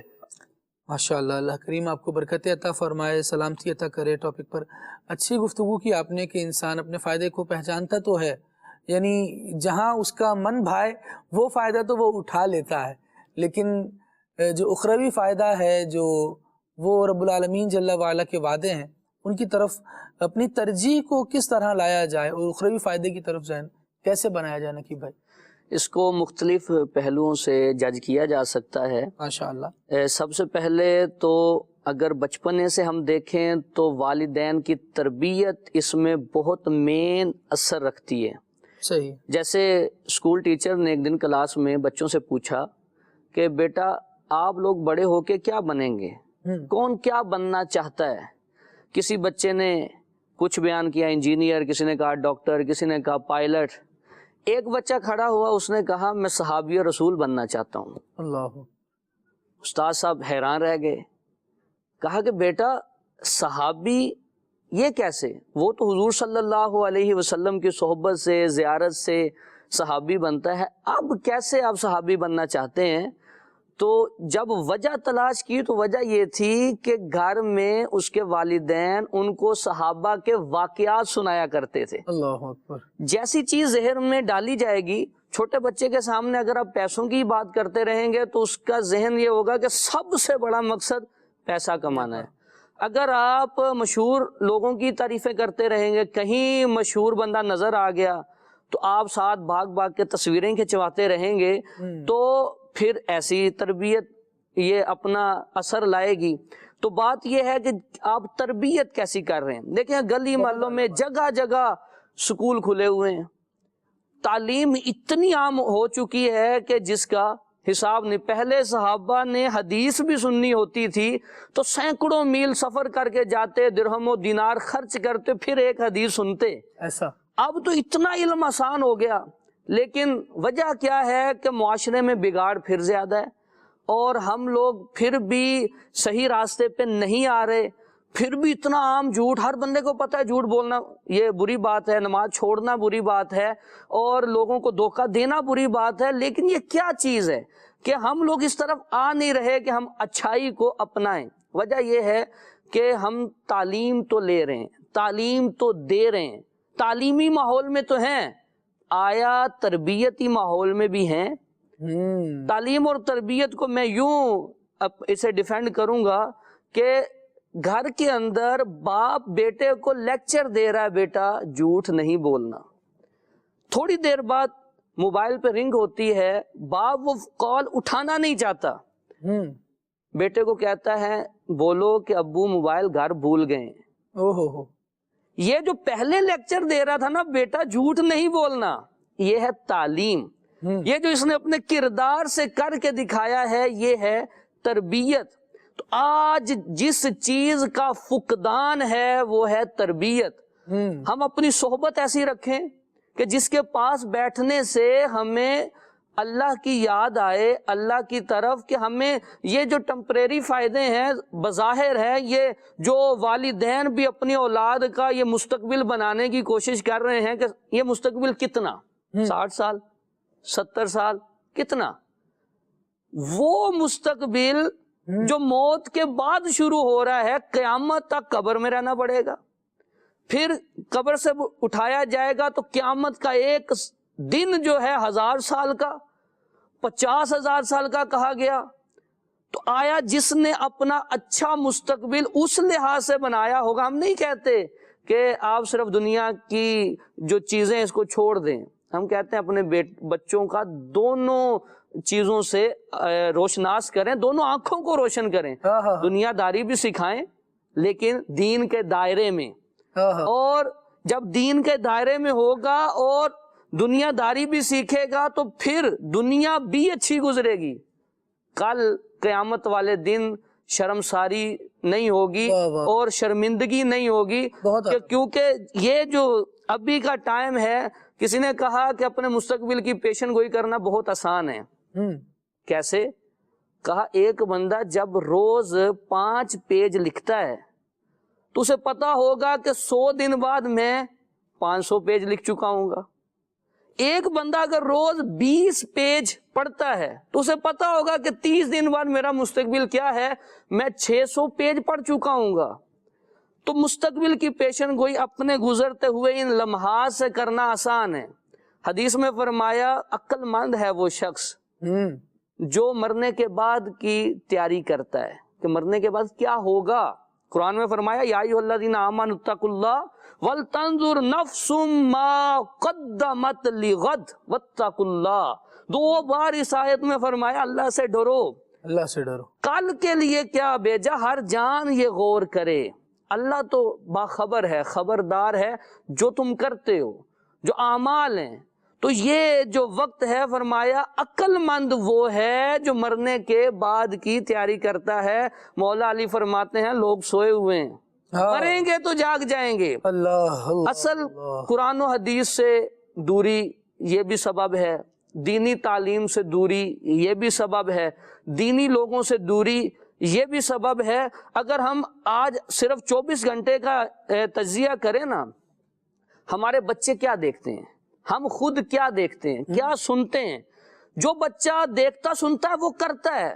جب ہمارے بچے ویلوگرز کو دیکھیں گے, ڈیلی ویلوگرز کو دیکھ لیں, یوٹیوبرز کو دیکھیں گے, تو ان کے دل میں دینی خواہشات تو پیدا نہیں ہوں گی. میں پہلے نمبر پہ یہ کہوں گا اپنے بچوں کو ان ویلوگر سے دور رکھیے, انہیں مت دیکھنے دیجئے کہ وہ آپ کو جو بندہ اپنی فیملی کا کمپرومائز کر رہا ہے کہ فیملی تک دکھا رہا ہے, تو وہ کیسا بندہ ہوگا؟ پھر جو اپنا وقت آپ کو دکھا رہے ہیں ہم تو بڑے خوش ہیں، خوش نہیں ہوتے۔ اللہ بذکر اللہ تطمئن القلوب، اللہ کے ذکر میں سکون ہے، اس کو چھوڑ کے خوش کیسے ہو سکتے ہیں؟ دیکھیے بھائی پرابلم یہ ہے کہ جب بندہ ویڈیو بنا رہا ہے نا، چہرے پر اسمائل ہوگی تو ذرا فرنٹ کیمرہ بھی آن ہوگا، جب اسمائل ہی نہیں ہوگی تو پھر وہ دنیا کو دکھا رہا ہوگا کہ جناب یوں یوں یوں، اس کو دیکھو اس کو دیکھو وغیرہ وغیرہ وغیرہ۔ ہوتا یہ ہے کہ آپ دیکھیں اتنی کامن بات ہے، اتنی سامنے کی اتنی سیدھی بات ہے کہ اس کا ڈینائی کرنا بڑا مشکل ہے۔ آپ یہ دیکھیے کہ ابھی ولاگ آ رہے ہیں کہ جناب یوں ہو گیا یوں ہو گیا، اور فیملی لائف اس میں دکھائی جا رہی ہے، ڈسکس کیا کی جا رہی ہے، دکھائی جا رہی ہے۔ اچانک خبر آتی ہے، اسٹیٹس اپلوڈ ہوتا ہے، اپڈیٹ ہوتا ہے کہ اچھی بھلی زندگی چل رہی تھی، طلاق ہو گئی۔ کیوں؟ اس کے پیچھے بہت سارے ریزنز ہوتے ہیں، بہت ساری وجوہات ہوتی ہیں۔ اللہ کریم خیر فرمائے تو جہاں سے جو چیز سیکھنے کی ہے نا، کائنڈلی اسے وہیں سے سیکھیے۔ دین کس سے سیکھنا ہے، زندگی گزارنے کا انداز کس سے سیکھنا ہے، اس کی طرف بالکل ہماری توجہ ہونی چاہیے۔ اور والدین بہت میٹر کرتے ہیں اس معاملے میں۔ والدین ہی بچے کو سکھائیں گے کہ بیٹا مشکل آ جائے تو صبر کیسے کرنا ہے۔ کتنے ولاگز دیکھے ہوں گے، اور ذرا ذہن میں لائیے یہ بات کہ کسی ولاگ میں یہ بتایا گیا ہو کہ اگر زندگی میں مشکل آ جائے تو صبر کیسے کرنا ہے۔ کوئی نامناسب بات کر دے تو اس کا رویے کیا ہونا چاہیے، ہمارا اس کا جوابی انداز کیا ہونا چاہیے۔ بھائی چیر دیں، کوئی کچھ کہے گا اینٹ کا جواب پتھر سے دیں گے۔ یہ والا جب انداز زندگی سیکھ رہے ہیں تو زندگی مشکل سے مشکل ترین ہوتی چلی جا رہی ہے۔ پلیز پلیز پلیز دیکھیے کہ کیا کر رہے ہیں۔ معلومات کا ہجوم یہ ہمیں نقصان دے دے گا، اور علم کی ترتیب یہ ہمیں فائدہ دے گی۔ تو معلومات کے ہجوم میں اچھا برا سب مکس ہو جائے گا، اور جذبات جو ہے نا وہ مشتعل ہوں گے، تو اس چیز پر پہلے ہاتھ پڑ جائے گا۔ آپ دیکھیں جب بندہ ایک دم سے اچھا خاصا بیٹھا ہو نقیب بھائی، اور ماحول بن جائے لڑائی کا، کسی بات پر غصہ آ جائے، تو دیکھا گیا ہے کہ جو ہاتھ میں آ گیا نا وہی اٹھا کے دے مارا۔ اب سوچ ہی نہیں بنی نا کہ کیا چیز لگے گی تو کیا ہو جائے گا۔ ایک اللہ اکبر، ایک بچے نے اپنا واقعہ بتایا مجھے۔ وہ کہہ رہا ہے کہ میرے ہیں تو بڑے آدمی، لیکن وہ کہہ رہے تھے میرے بچپن کی بات ہے۔ کیا ہوا کہ میرے والد صاحب مجھے منع کر رہے تھے کوئی شرارت کرنے سے، میں مانا نہیں۔ میں نے کیا کیا کہ جو شرارت تھی میں وہ کرتا رہا۔ میرے ابو جی نے اٹھا لی ڈنڈی، اور باپ کبھی بھی اگر بچے کو یوں اٹھائے مارنے کے لیے کچھ، تو اس کا مقصد یہ نہیں ہوتا کہ میں اس کو لہو لہان کر دوں، مطلب یہ ہوتا ہے کہ بس یہ جو غلطی کر رہا ہے نا اس سے باز آ جائے، کام ختم ہو جائے گا۔ کہا کہ ابو نے اٹھائی مارنے کے لیے تو والدہ درمیان میں آ گئیں، والدہ درمیان میں آ گئیں تو انہوں نے ہاتھ وہ بڑا کر کے یوں جب پیچھے سے ڈنڈی ماری نا، تو اس کے ڈنڈے پر کوئی کیل وغیرہ لگی ہوئی تھی، وہ ان کا بھی ہاتھ صحیح نہیں پڑا تو وہ سیدھی سر پر لگ گئی، سر پھٹ گیا۔ اب کون لے کر بھاگے گا؟ وہی جو اس کو مصیبت سے ہی بچانا چاہ رہے تھے نا۔ ہوا کیا کہ وہ مشکل میں مبتلا کرنے کا سبب بن گئے، اور خود بھی مشکل میں آئے۔ اب بچے کو اٹھا کر بھاگ رہے ہیں، وہ بچہ کہہ رہا ہے کہ مجھے یاد ہے میرے ابو بہت پریشان تھے، اور جلدی میں الٹی قمیض پہن کر دوڑ پڑے مجھے لے کر۔ ہاسپٹل جا رہے ہیں، اور وہاں ان کے ادارے کا ہاسپٹل تھا، تو کہہ رہے ہیں کہ ابو جی کہہ رہے ہیں کہ یار وہاں نا کسی کو یہ مت بولنا کہ ابو نے مارا ہے، یہ مت بولنا ابو نے۔ آپ کو نارمل ہوتے ہوتے ٹائم لگتا ہے، آپ کو پتا ہے کہ یہ بات غلط ہو گئی، اور یہ میسج اگر آپ جائے گا نا بچے کے تھرو آگے کہ میرے ابو نے مجھے مارا ہے اس لیے میرا یہ حال ہوا ہے، تو اب ابو کو اپنا امیج، اپنا سب کچھ سمجھ میں آ رہا ہے کہ یار یہ تو سارا کا سارا جو بنی بنائی عزت ہے سب ڈسٹرائے ہو جائے گی۔ لیکن وہ آن دی ٹائم کیا کرنا ہے پھر اس کا سوچکا نہیں پڑ رہا ہوتا جب آپ افراتفری کے انداز میں زندگی گزار رہے ہوتے ہیں۔ یہی انداز اگر تحمل مزاج والا ہوتا، اور یہ ہوتا ہی نہیں کہ کچھ اٹھا کر ہی تربیت کرنی ہے، کچھ الفاظ سے تربیت کرنے کا ذہن بنا ہوتا، تو یہ مشکل وقت نہ بچے کو دیکھنا پڑتا، نہ والد گرامی کو دیکھنا پڑتا۔ ہمارے پاس یہی ہو رہا ہے کہ معلومات کا ہجوم اتنا زیادہ ہے کہ مشکل میں صبر کرنا ہے یہ حاصل کرنے کے بجائے جناب والا مشکل میں شراب پی رہے ہیں، غم کو بھلانے کے لیے، ٹینشن کو مٹانے کے لیے مشکل میں کیا کر رہے ہیں، گھر کو چھوڑ چھاڑ کر نکل گئے، آپ نکل گئے، پورا گھر پیچھے مشکل میں آ گیا، اور بہت ساری چیزیں اس طرح کی زمانے میں موجود ہیں، خبریں پڑھیں تو اندازہ ہو جاتا ہے۔ اللہ کریم ہمیں عقل سلیم عطا کرے، اپنی ترجیحات میں اپنا سکون لائیے، اور وہ سکون یاد الہی اور عبادت الہی سے آئے گا۔ کالرز کیا کہہ رہے ہیں مزید شامل کرتے ہیں۔ ماشاءاللہ پروگرام کھلے آنکھ صلی اللہ کہتے کہتے اپنی برکتیں لوٹا رہا ہے، بڑا پیارا موضوع آج کا، فائدہ اٹھائیں۔ مبلغین بڑی پیاری گفتگو بھی فرما رہے ہیں ماشاءاللہ، نقیب بھائی نے بڑی پیاری گفتگو فرمائی، راشد بھائی نے بڑی پیاری گفتگو فرمائی، اور خالد بھائی تو ماشاءاللہ خالد بھائی ہیں۔ فائدہ اٹھائیں۔ اللہ پاک نے ہمیں جو زندگی عطا فرمائی ہے، یہ اللہ تعالیٰ کی قدرت کا بہترین، خوبصورت ترین اور عظیم ترین تحفہ ہے جو اللہ پاک کسی کو بھی عطا فرماتا ہے، یعنی کسی بھی جاندار کو جو اللہ پاک زندگی عطا فرماتا ہے۔ انسانوں کو پھر دیکھیں، جانداروں میں اشرف المخلوقات فرمایا گیا، سب سے مخلوقات میں اشرف کیا گیا۔ اس کی وجہ کیا ہے؟ اس کی وجہ یہی ہے کہ زندگی تو جانور بھی گزارتے ہیں، کھانا پینا سونا تو جانور بھی کرتے ہیں، لیکن انسان کو اشرف اس لیے کیا گیا کہ احسن طریقے سے زندگی گزارنے کا شعور، یہ نعمت اللہ تعالیٰ نے انسان کو عطا فرمائی ہے۔ اسے پتا ہے کہ میں نے اپنی زندگی کو کیسے گزارنا ہے، احسن انداز میں، کہاں میرا نقصان ہے، کہاں میرا فائدہ۔ اور پھر ایک مسلمان ہونے کے ناطے ہمیں تو دونوں اعتبار سے، دنیاوی اعتبار سے بھی اور اخروی اعتبار سے بھی دیکھنا ہے کہ ہمیں فائدہ کس میں ہے اور نقصان، اور دانا وہی ہے جو نقصان کی طرف نہیں جاتا بلکہ فائدے کی طرف جاتا ہے، چاہے وہ دنیا کا فائدہ ہو چاہے وہ آخرت کا فائدہ ہو۔ اللہ پاک ہم سب کی بے حساب مغفرت فرمائے، اللہ پاک حضور نبی رحمت صلی اللہ علیہ وسلم کی شفاعت ہم سب کا مقدر فرمائے۔ ماشاءاللہ ماشاءاللہ، جزاک اللہ شاہ صاحب، سلسلے میں ہمارے ساتھ شامل ہونے کے لیے بہت شکریہ۔ اللہ کریم آپ کو برکت عطا فرمائے اور ہمیں عمل کی توفیق بھی عطا کرے۔ مزید کال دیجیے۔ آپ کا یہ سلسلہ کھلی آنکھ صلی اللہ کہتے کہتے مرحبا، ماشاءاللہ بڑا ہی خوبصورت ہوں ہے۔ نعت خواہ اسلام بھائی دی بارگاہ چ عرض ہے کہ اے کلام سنا دیو، دل میں ہو یاد تیری گوشہ تنہائی ہو۔ واہ واہ واہ واہ، پھر تو خلوت میں عجب انجمن آرائی ہو، کیا بات ہے، اللہ کریم برکت دے آپ کی۔ اچھا یہاں ہے جی، میری نعت خواہ اسلامی بھائی سے فرمائش ہے کہ یہ کلام سنا دیں، طیبہ بڑی دور آقا، سبحان اللہ۔ اچھا جی اویس بھائی یہ نعت سنا دیں، در سے غلام آپ کے سر کو اٹھائیں کس طرح۔ حاصل پور سے میسج اعظم اتاری صاحب ہیں، وہی رب ہے جس نے تجھ کو، یہ کلام سننا ہے، ٹھیک ہے۔ میں مدینہ چھوڑ آیا، اس کلام کی فرمائش ہے، واہ جی واہ۔ فرمائشیں مزید بھی ہیں، کالرز کیا کہہ رہے ہیں سنتے ہیں۔ محمد جوید عمر اتاری چلستان سے، ماشاءاللہ بہت ہی خوبصورت سلسلہ ہے کھلی آنکھ صلی اللہ۔ آج کا موضوع بہترین ہے، اللہ پاک آپ کے علم و عمل میں برکتیں عطا فرمائے اور آپ کو بار بار مکہ مدینے کی حاضری نصیب فرمائے۔ میری نعت خواہ بھائی سے گزارش ہے، میری الفت مدینے سے یوں ہی نہیں، یہ کلام سنا دیں۔ آمین۔ اللہ کریم یہ دعائیں آپ کے بھی حق میں قبول فرمائے۔ نعت خواہ اسلامی بھائی نے آپ کی فرمائش سن لی ہے، انشاءاللہ ممکنہ صورت میں شامل کیا جاتا ہے۔ مزید کال دیجیے۔ محمد ارسلان اتاری مدینہ الاولیاء ملتان چری سے بات کر رہا ہوں۔ کل آنکھ صلی اللہ کہتے کہتے میں آج کا موضوع بہت ہی پیارا ہے۔ اویس بھائی آپ سے عرض ہے یہ والا کلام سنا دے، کرے چارہ سازی زیارت کسی کی۔ سبحان اللہ، استاد زمن شہنشاہ سخن کا زبردست کلام، واہ۔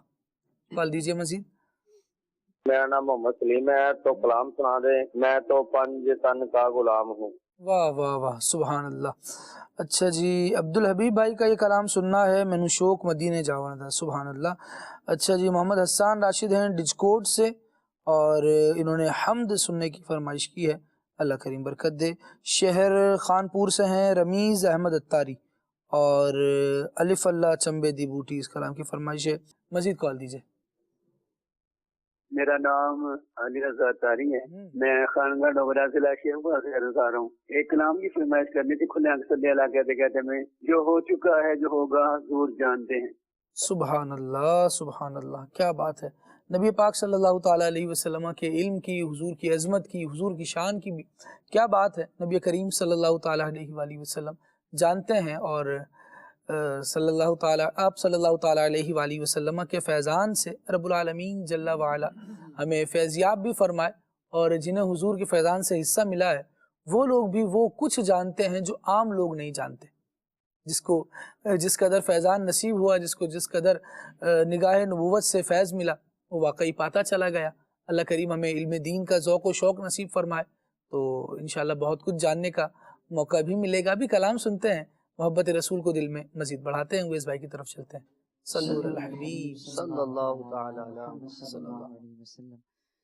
دل میں ہو یاد تیری گوشۂ تنہائی ہو، دل میں ہو یاد تیری گوشۂ تنہائی ہو، پھر تو خلوت میں عجب انجمنا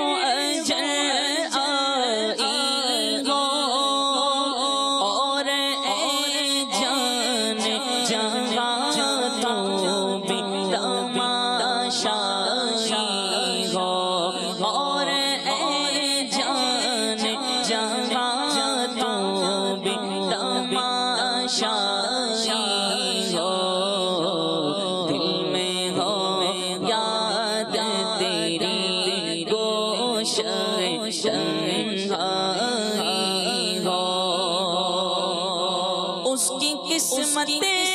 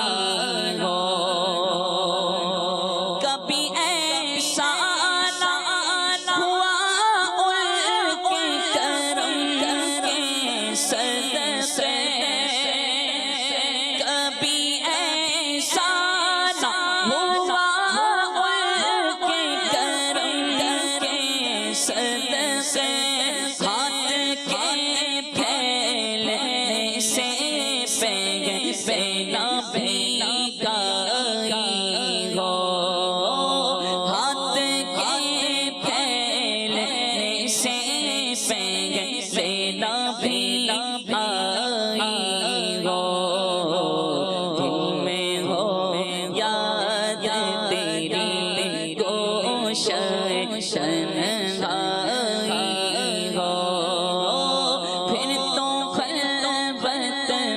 عجب انجمن آرائی ہو بند جب خواب اجل سے وہ حسن سی آنکھیں بند جب خواب اجل سے وہ حسن سی آنکھیں اس کی نظروں میں تیرا جلوہ زیبائی ہو اس کی نظروں میں تیرا جلوہ زیبائی ہو دل میں ہو یاد تیری گوشہ تنہائی ہو پھر تو خلوت میں عجب انجمن آرائی ہو دل میں ہو یاد تیری گوشہ تنہائی ہو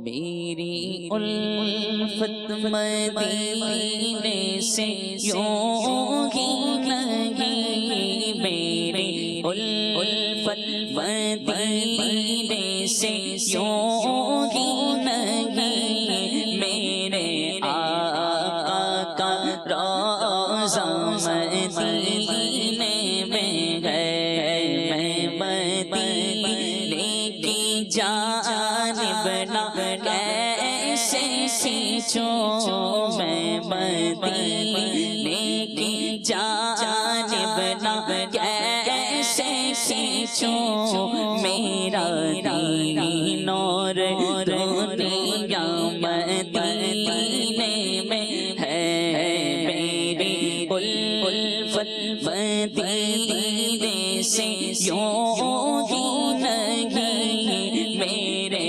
آقا کا روضہ مدینے میں ہے عرش اعظم سے جس کی بڑی شان ہے روضہ مصطفیٰ جس کی پہچان ہے روضہ مصطفیٰ جس کی پہچان ہے جس کا کم پلہ کوئی محلہ نہیں جس کا پلہ کوئی محلہ نہیں ایک ایسا محلہ مدینے میں ہے میری الفت مدینے سے یوں ہی نہیں میرے آقا کا روضہ مدینے میں ہے مدینے کی جانب نہ کیسے کھینچوں میرا دین اور دنیا مدینے میں ہے انشاءاللہ صلو علی الحبیب صلی اللہ تعالی علی محمد صلی اللہ تعالی علیہ وآلہ وسلم جو لمحے تھے سکون کے سب مدینے میں گزارا جو لمحے تھے سکون کے سب مدینے میں گزارا جو لمحے تھے سکون کے سب مدینے میں گزارا دل مزدر وطن اب تجھے جیسے قرار آئے دل مزدر وطن میں اب تجھے جیسے قرار آئے جو لمحے تھے سکون کے سب مدینے میں گزارا دل مزدر وطن میں اب تجھے جیسے قرار آئے وہ بستی اہل دل تھی اور دیوانوں کی بستی ہے وہ بستی اہل دل تھی اور دیوانوں کی بستی ہے گئے جتنے خیرت نازاں وہ دامن تارتا رائے گئے جتنے خیرت نازاں وہ دامن تارتا رائے خزاں کو حکم ہے داخل نہ ہو طیبہ کی گلیوں میں خزاں کو حکم ہے داخل نہ ہو طیبہ کی گلیوں میں اجازت ہے نسیمائے صبا آئے بہار آئے اجازت ہے نسیمائے صبا آئے بہار آئے جو لمحے تھے سکون کے سب مدینے میں گزارا وہ بستی اہل دل کی اور دیوانوں کی بستی ہے وہ بستی اہل دل کی اور دیوانوں کی بستی ہے گئے جتنے خیرت نازاں وہ دامن تارتا رائے قلم جب سے ہوا ہے خم ادیبہ کا کی مدحت میں بڑے رنگی ہوئے مضمون بڑے نقش و نگار آئے بڑے رنگی ہوئے مضمون بڑے نقش و نگار آئے جو لمحے تھے ان کے سب مدینے میں گزارا غوث پاک کی منقبت کے بھی چند اشعار لے لیجیے.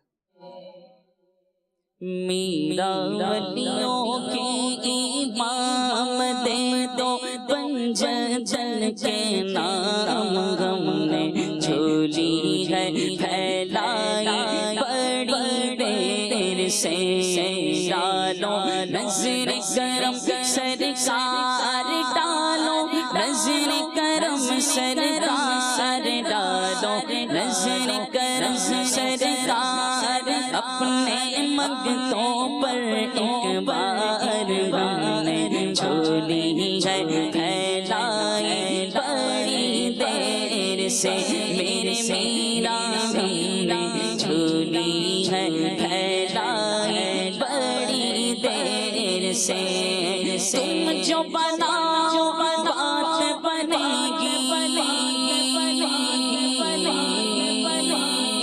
تم جو بناؤ بات بنے گی میرا تم جو بناؤ بات بنے گی دونوں جہاں میں لاج رہے گی لاج رہے گی لجپال کرم اب کر دو لجپال کرم اب کر دو لجپال کرم اب کر دو منگتوں کی جھولیاں بھر دو کاسا سب کا بن جاتا خیر سے میرے میرا بھر دو کاسا سب کا بن جاتا خیر سے خاتم کرتا رے اولیاء پر ہے تیرا خاتم کرتا رے اولیاء پر ہے تیرا تو ہے رب کا ایسا ولی غوث اعظم ڈالو نظر کرم سرکار ڈالو نظر کرم سرکار ڈالو نظر کرم سرکار اپنے منگتوں پر ایک بار ہم نے جھولی ہے پھیلائی بڑی دیر سے میرے میرا ہم نے جھولی ہے پھیلائی بڑی دیر سے سبحان اللہ واہ واہ. اللہ کریم برکت عطا فرمائے. سرکار بغداد حضور غوث پاک رحمۃ اللہ تعالیٰ علیہ کے فیضان سے ہم سب کو حصہ نصیب فرمائے. مدنی چینل کے ناظرین، کچھ لوگ ایسے ہوتے ہیں جو دستیاب ریسورسز سے فائدہ نہیں اٹھاتے.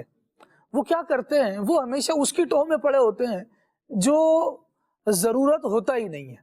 ہوا یہ کہ واقعہ ہے، ایک بندہ اپنے آفس کا کوئی ضروری کام کر رہا تھا اور ایک بچہ جو تھا وہ بار بار اسے ڈسٹرب کیے جا رہا تھا. اسی کی اولاد اسی کے پاس آ کر بابا میرے ساتھ کھیلیں، کبھی بال اس کے پاس پھینکے کبھی کچھ، تو یوں اس کو ڈسٹرب کر رہا تھا.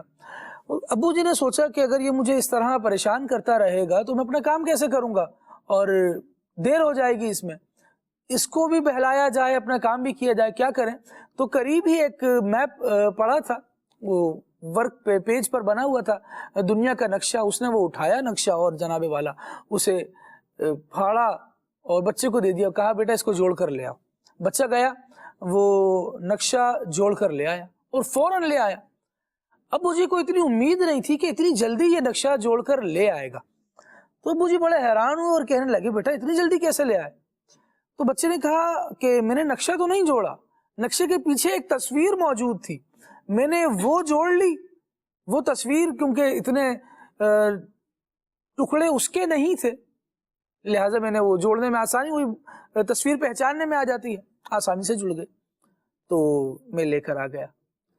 اس سے درس دینے والے افراد نے یوں بھی درس دیا کہ ایسے ہی ہمارے حالات ہوتے ہیں، ہم کوشش کسی اور سمت میں کر رہے ہوتے ہیں، حالانکہ جہاں کوشش کر رہے ہیں وہاں سے فائدہ نہیں ہو رہا، تو اپنی ڈائمینشن کو چینج کر لیں تو کام آسان ہو جاتا ہے. بچہ اگر نقشہ جوڑتا تو دیر لگتی، اور اگر اس نے وہ تصویر جوڑی تو اس کے لیے آسانی ہو گئی. یہاں ایک واقعہ یہ مکمل ہوا، اور واقعی ہمیں اپنی زندگی میں لائن آف ایکشن جو ہے اس کو درست رکھنا چاہیے. لیکن جو لوگ لائن آف ایکشن درست نہیں رکھتے وہ کیا کرتے ہیں؟ یہ واقعہ کسی کو سنایا گیا، ہونا تو یہ چاہیے تھا کہ اس واقعے سے وہ درس لیتے. یہ واقعہ ختم کر کے سنانے والا سنا کر بیٹھ گیا، اور سننے والا کہہ رہا ہے اچھا پھر کیا ہوا؟ کہا بس واقعہ ختم ہو گیا. نہیں، وہ جو ابو ان کے کام کر رہے تھے پھر انہوں نے وہ کام وقت پہ کر لیا کہ نہیں کیا؟ بھائی یہ سمت ہی نہیں تھی، جو نتیجہ تھا وہ پہلے آ چکا. جو دستیاب ریسورسز ہیں جو آپ کے پاس موجود ہیں، آپ کو چاہیے کہ آپ اس سے فائدہ اٹھائیں. لیکن بعض لوگ اپنا انداز یہ رکھتے ہیں کہ موجودہ نعمتوں کی قدر نہیں کرتے اور جو حاصل نہیں ہوتا اس کی فکر میں پریشان رہتے ہیں. نقیب بھائی کیا کہیں گے کہ موجودہ نعمتوں کی قدر کس انداز سے بندہ کر سکتا ہے؟ ایک جملے میں یہ عرض کروں، جو موجود ہے اس کو یا تو چاہت بنا لیں یا جو چاہت ہے اسے حاصل کر لیں. سبحان اللہ. ہوتا یہ ہے کہ جو موجود ہے اسے فائدہ نہیں اٹھا رہے، اس کی قدر نہیں کر رہے، اس سے خوش نہیں ہیں. جو نہیں موجود ہے اس کی جستجو میں لگے ہوئے ہیں. تو اس کا نقصان کیا ہے کہ اللہ کی نعمت کی بے قدری اس انداز سے ہو رہی ہے کہ پھر شکر کی دولت کیسے نصیب ہوگی کہ جو چیز موجود ہے ہم اس کی طرف توجہ ہی نہیں کر رہے، اور اس سے جو فائدہ اٹھانا چاہیے تھا وہ فائدہ ہی نہیں اٹھا رہے. میں یہاں ایک بات عرض کروں، علامہ فضل حق خیر آبادی علیہ رحمہ منطق و فلسفے میں بر صغیر پاک و ہند میں بہت بڑا نام ہے. آپ رحمت اللہ علیہ، آپ کو انگریز نے قید کر لیا جزیرے پر، کالا پانی کی سزا دے دی گئی. تو اب دیکھیں جو موجود ہے اس کی انہوں نے کس انداز سے قدر کی ہے. کیسے اس کو قید کر لیا. تو کہا جاتا ہے آپ کے بارے میں، آپ کی کتاب ہے الثورۃ الہندیہ کے نام سے، جذبہ جہاد پہ یہ کتاب لکھی گئی ہے. آپ نے وہ کتاب کوئلے سے لکھی ہے. اللہ، موجود کچھ نہیں تھا، آپ نے اس کو کوئلے سے لکھا. تو اس سے یہ سبق حاصل ہوتا ہے کہ جن لوگوں نے کچھ کرنا ہے، تخلیقی ذہن ہے، کچھ کرنا ہوتا ہے اور کچھ پانا ہوتا ہے اور کسی کو کچھ دینا ہے، نفع پہنچانا ہوتا ہے، وہ لوگ ان چیزوں کے پیچھے نہیں پڑتے کہ میرے پاس تو یہ ہے ہی نہیں، میں کیسے کروں. اگر وہ سوچتے رہتے قلم تو نہیں ہے، دوات تو نہیں ہے، میرے پاس کوئی لکھنے کے وسائل تو موجود نہیں ہیں، لیکن پھر بھی انہوں نے یہ سب چیزیں نہیں تھی، اپنا جو مقصد تھا نا اسے اچیو کیا. کس انداز سے کہ قید کے اندر رہتے ہوئے یہ. اچھا، اس سے بڑی بات میں ایک آگے کروں. ایک کتاب ہے مبسوط سرخسی، امام سرخسی علیہ رحمہ کی کتاب مبسوط. صحیح. آپ کو بادشاہ نے قید کر دیا کنویں کے اندر. آپ کے شاگرد کنویں کی منڈیر پہ آتے ہیں، امام سرخسی علیہ رحمہ کنویں کے اندر سے بغیر کسی کتاب کی مدد سے، بغیر کسی سے سنے ہوئے، اللہ کی رحمت سے اپنے حافظے سے کنویں کے اندر سے بولتے ہیں. یہ کتاب شاگرد باہر بیٹھے لکھ رہے ہیں، املا کروا دی اور اس کی 30 جلدیں ہیں. اللہ. جزیات کی تنقیح اور ترجیح بہترین انداز میں فرمائی. تو یہ وہ ہے کہ جو چیز حاصل ہو اسے کس انداز سے، اچھے انداز سے ہم پیش کر سکتے ہیں. دیکھیں دنیا میں 2 طرح کے لوگ ہوتے ہیں. صحیح. ایک کامیاب ہیں، ناکام ہیں. اب پوچھا جائے نا کسی سے کہ بھائی یہ دیکھیں اس کی عزت زیادہ ہے، منصب اچھا ہے، سیلری اچھی ہے، کامیاب ہے، نعمتوں کے اندر اللہ تبارک و تعالیٰ نے اسے رکھا ہوا ہے، بڑی بڑی چیزیں ہیں اس کے پاس. وہ آگے سے کہتے ہیں قسمت کے کھیل ہیں. اب انہوں نے اگلے کی کامیابی کو قسمت کے پیچھے چھپا دیا. بھائی آپ کیوں ناکام ہیں؟ کہیں گے قسمت کے کھیل ہیں. تقدیر پہ ہمارا ایمان ہے، بے شک تقدیر ہے. اللہ تبارک و تعالیٰ نے تقدیر مقدر فرمائی، بندے کے لیے لکھا. لیکن قرآن پاک تو دونوں طرح سے رہنمائی فرما رہا ہے. کلو صغیر و کبیر مستطر، کہ تقدیر ہر چھوٹی بڑی چیز لکھی جا چکی. لیکن اسی قرآن میں تقدیر کے ساتھ تدبیر کا بھی حکم فرمایا. صحیح. فرمایا لیس للانسان الا ما سعی. سبحان اللہ. انسان کے لیے وہی ہے جو جس کی وہ کوشش کرتا ہے. اگر کوشش نہیں کر رہا، اپنے مقصد کو پا نہیں رہا، بیٹھا پریشان ہے، جو موجود ہے اس پہ بھی شکر نہیں کر رہا، جو نہیں موجود اسے حاصل بھی نہیں کر رہا، تو یہ 30 سال پہلے جہاں تھا 30 سال بعد بھی وہیں ہوگا. 2 اسٹوڈنٹ ایک ہی جامعہ کے اندر، مدرسے میں، اسکول میں، کسی بھی تعلیمی ادارے میں آتے ہیں. صحیح.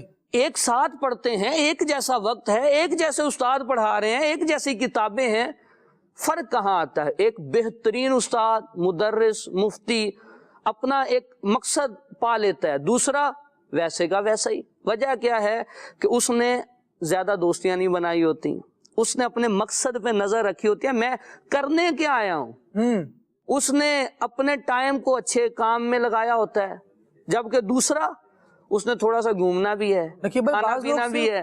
جو ہیں وہ تعلقات بنانے میں زندگی گزارتے ہیں، بعض لوگ مقصد کو اپنا کر آتے ہیں، مقصد کو لے کر آتے ہیں اور اسے پانے میں زندگی گزارتے ہیں۔ پھر ہوتا کیا ہے کہ جب کوالیفیکیشن جو حاصل کرنی تھی وہ کر چکے، اب اپروچ ہے اور اب ڈیزگنیشن چاہیے، تو اب کیا کرتے ہیں، جس بندے نے تعلقات بنائے تھے نا وہ تعلقات ہی ڈھونڈ رہا ہوتا ہے، ہاں بھائی یار یہ ڈیزگنیشن ہے، آپ کا بھائی ہے نا یار، میں نے بھی یہ کیا ہوا ہے۔ اچھا پتہ سبھی کو ہوتا ہے کہ تم نے کیا ہوا تو ہے یہ، لیکن تمہیں اگر سیٹ پر بٹھا دیں گے تم باقی سب کا بیڑا غرق کر دو گے، تو پھر اس کو بولتے ہیں تعلقات تو بہت اچھے ہیں لیکن وہ بندہ کام کا بھی ہے، اس کو دیکھا جاتا ہے کہ نہیں یہ بندہ کام کا ہے۔ اور جہاں میرٹ پر فیصلے ہوتے ہیں، میرٹ پر چیزیں سامنے آتی ہیں، وہاں بہت اچھے نتائج بھی آتے ہیں۔ باقی تعلقات، سفارشات اور یہ وہ چیزیں ایسی ہیں کہ معاشرے میں ان کی وجہ سے ہونے والے جو بیڑے ہیں وہ کتنے اندر تک غرق ہو چکے ہیں سمندر میں، وہ بندہ اس کا اندازہ کر ہی سکتا ہے، اور جو حال ہے وہ سب کے سامنے ہی ہے۔ لہٰذا فوکس یہ کرنا چاہیے کہ ہمیں کامیاب ہونا ہے تو کامیابی کی شاہراہ کون سی ہے، کون سا راستہ ہے جو کامیابی کی منزل تک بندے کو پہنچائے گا، اس پر آنا بھی چاہیے، اور پھر جو اسباب ہیں کامیابی کے انہی کو اختیار کرنا چاہیے۔ موضوع کی ایک اور جہت ہے اور ہماری زندگی کا ایک لازمی حصہ ہے، دونوں کو چاہ رہے ہیں ملا کر ڈسکس کر لیں۔ ہمارے رشتہ دار ہماری زندگی میں ان کا بہت بڑا کردار ہوتا ہے، لیکن آج کل جو میمز بن رہی ہیں، جو ان کے خلاف کام ہو رہے ہیں، انسان کو لا کر تنہا کھڑا کرنے کی کوشش کی جا رہی ہے، فیملی سسٹم ڈسٹرائے کرنے کی کوشش کی جا رہی ہے، اور کہا جاتا ہے جس کے رشتہ دار ہوں دنیا میں وہ کوئی ترقی نہیں کر سکتا، حالانکہ سید عالم صلی اللہ تعالیٰ علیہ وآلہ وسلم کے فرامین احادیث یہ ہمیں بتا رہی ہیں کہ بندہ اپنے رشتہ داروں کا خیر خواہ ہو، ان کے ساتھ محسن ہو، احسان اور بھلائی کرنے والا ہو، تو یہ ان کی دعاؤں سے بہت آگے پہنچ جاتا ہے۔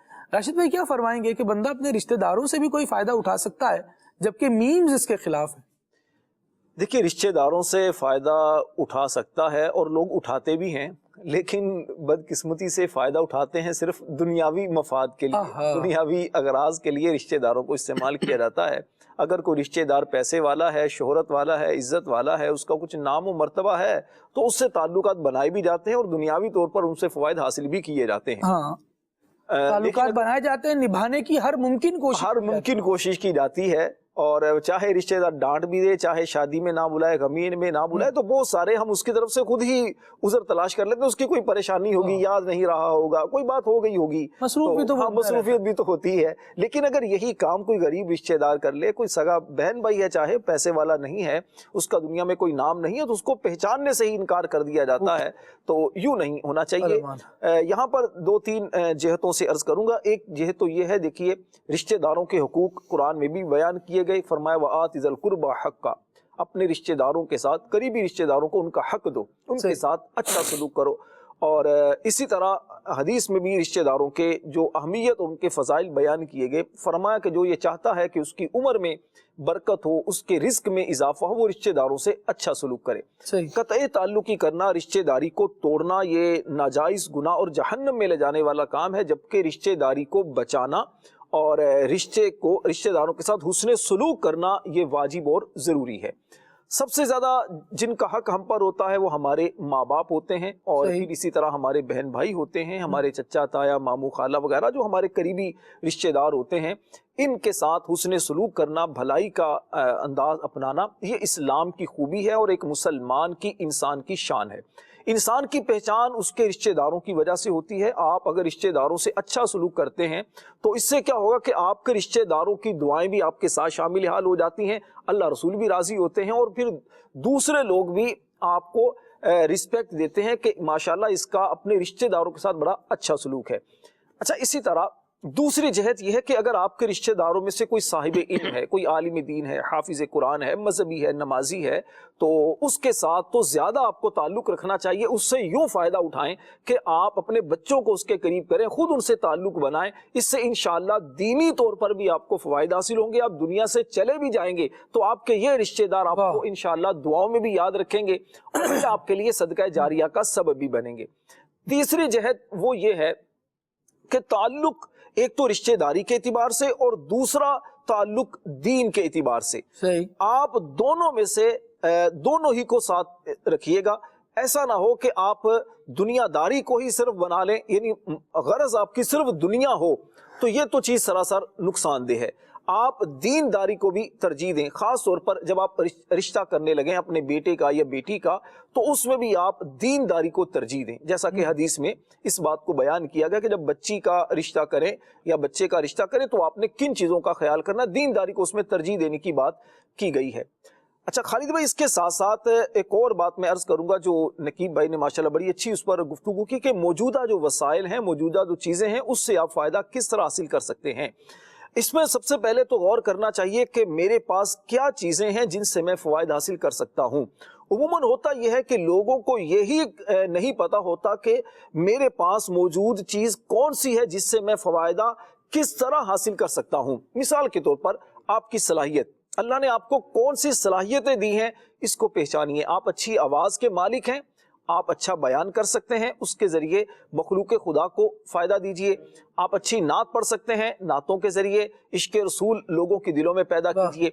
आप अच्छी गुफ्तगू कर सकते हैं, तो अपनी गुफ्तगू के जरिए नेकी की दावत को आम कीजिए, लोगों को बुराई से रोकिए। इसी तरह अल्लाह पाक ने आपको माल दिया है, तो उस माल से फायदा यूं आप उठा सकते हैं। एक तो ज़कात जो कि फर्ज, वो तो आपने देनी ही देनी है। इसके साथ साथ आपके रिश्तेदार हैं, उनका भला कीजिए, मुसीबत वक्त में उनके काम आइए, खास तौर पर रिश्तेदार। फिर इस तरह आपके पड़ोसी हैं, आपके दोस्त अहबाब हैं, आप उनको भी फायदा दीजिए। और ये माल यकीनन आपके लिए फायदामंद उसी सूरत में हो सकता है जब इस माल को आप अल्लाह की रिजा के लिए खर्च करेंगे। अगर आप इस माल को दुनिया के लिए खर्च करेंगे तो यकीनन ये माल आखिर उखरवी जिंदगी के लिए हमें फायदा नहीं दे सकता। बहुत प्यारी बात आपने की, जज़ाकल्लाहु खैरा, अल्लाह करीम आपको बरकत अता फरमाए। आप ही की गुफ्तगू से एक बात लेकर मैं मज़मून को कंक्लूड करता हूँ। मदरसा के नाज़रीन, बनी इसराइल में पड़ गया कहत और ग़िज़ा नहीं थी, खाने को गल्ला नहीं था, क्या किया जाए, लोग बड़े परेशान थे। एक शख्स ने एक पहाड़ की तरफ देखा और कहा कि अगर ये गल्ले का होता ना, खाने पीने की अजनास का होता, सामान का होता, तो ये मैं लोगों में तकसीम कर देता।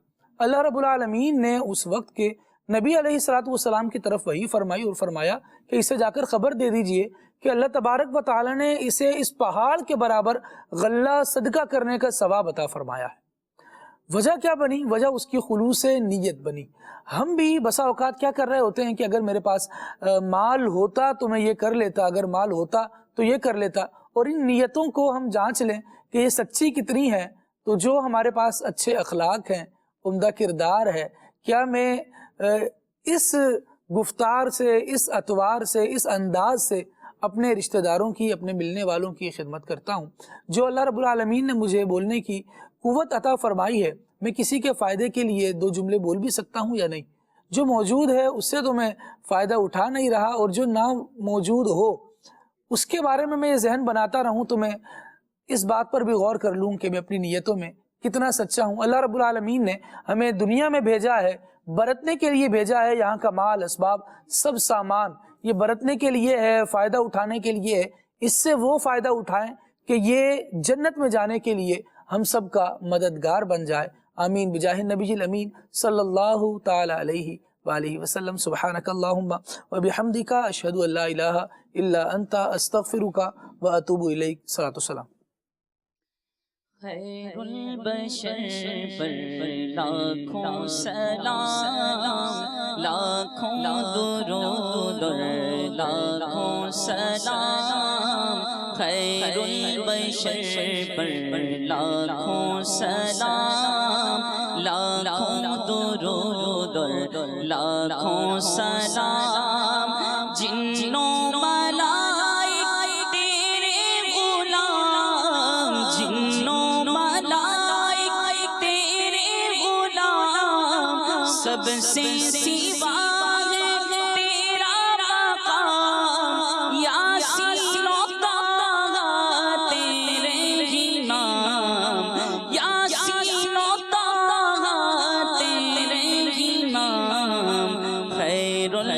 البشر پر لاکھوں سلام لاکھوں درود اور لاکھوں سلام خیر البشر پر لاکھوں سلام لاکھوں درود اور لاکھوں سلام عرش بری تک چرچا تیرا شمس و قمر ہے صدقہ تیرا اے ماہ کامل حسن تمام اے ماہ کامل حسن تمام خیر البشر پر لاکھوں سلام لاکھوں درود اور لاکھوں سلام تیری ثنا ہے میرا نصیب قربان تن پر جان یتیم قربان تن پر جان یتیم تجھ پر جسا سب عالم تمام تجھ پر جسا سب عالم تمام خیر البشر پر لاکھوں سلام لاکھوں درود اور لاکھوں سلام چلو سیکھیں قرآن و سنت کی باتیں جو مہکائیں دن اور کرے نور راتیں کھلے آنکھ صلی علی کہتے کہتے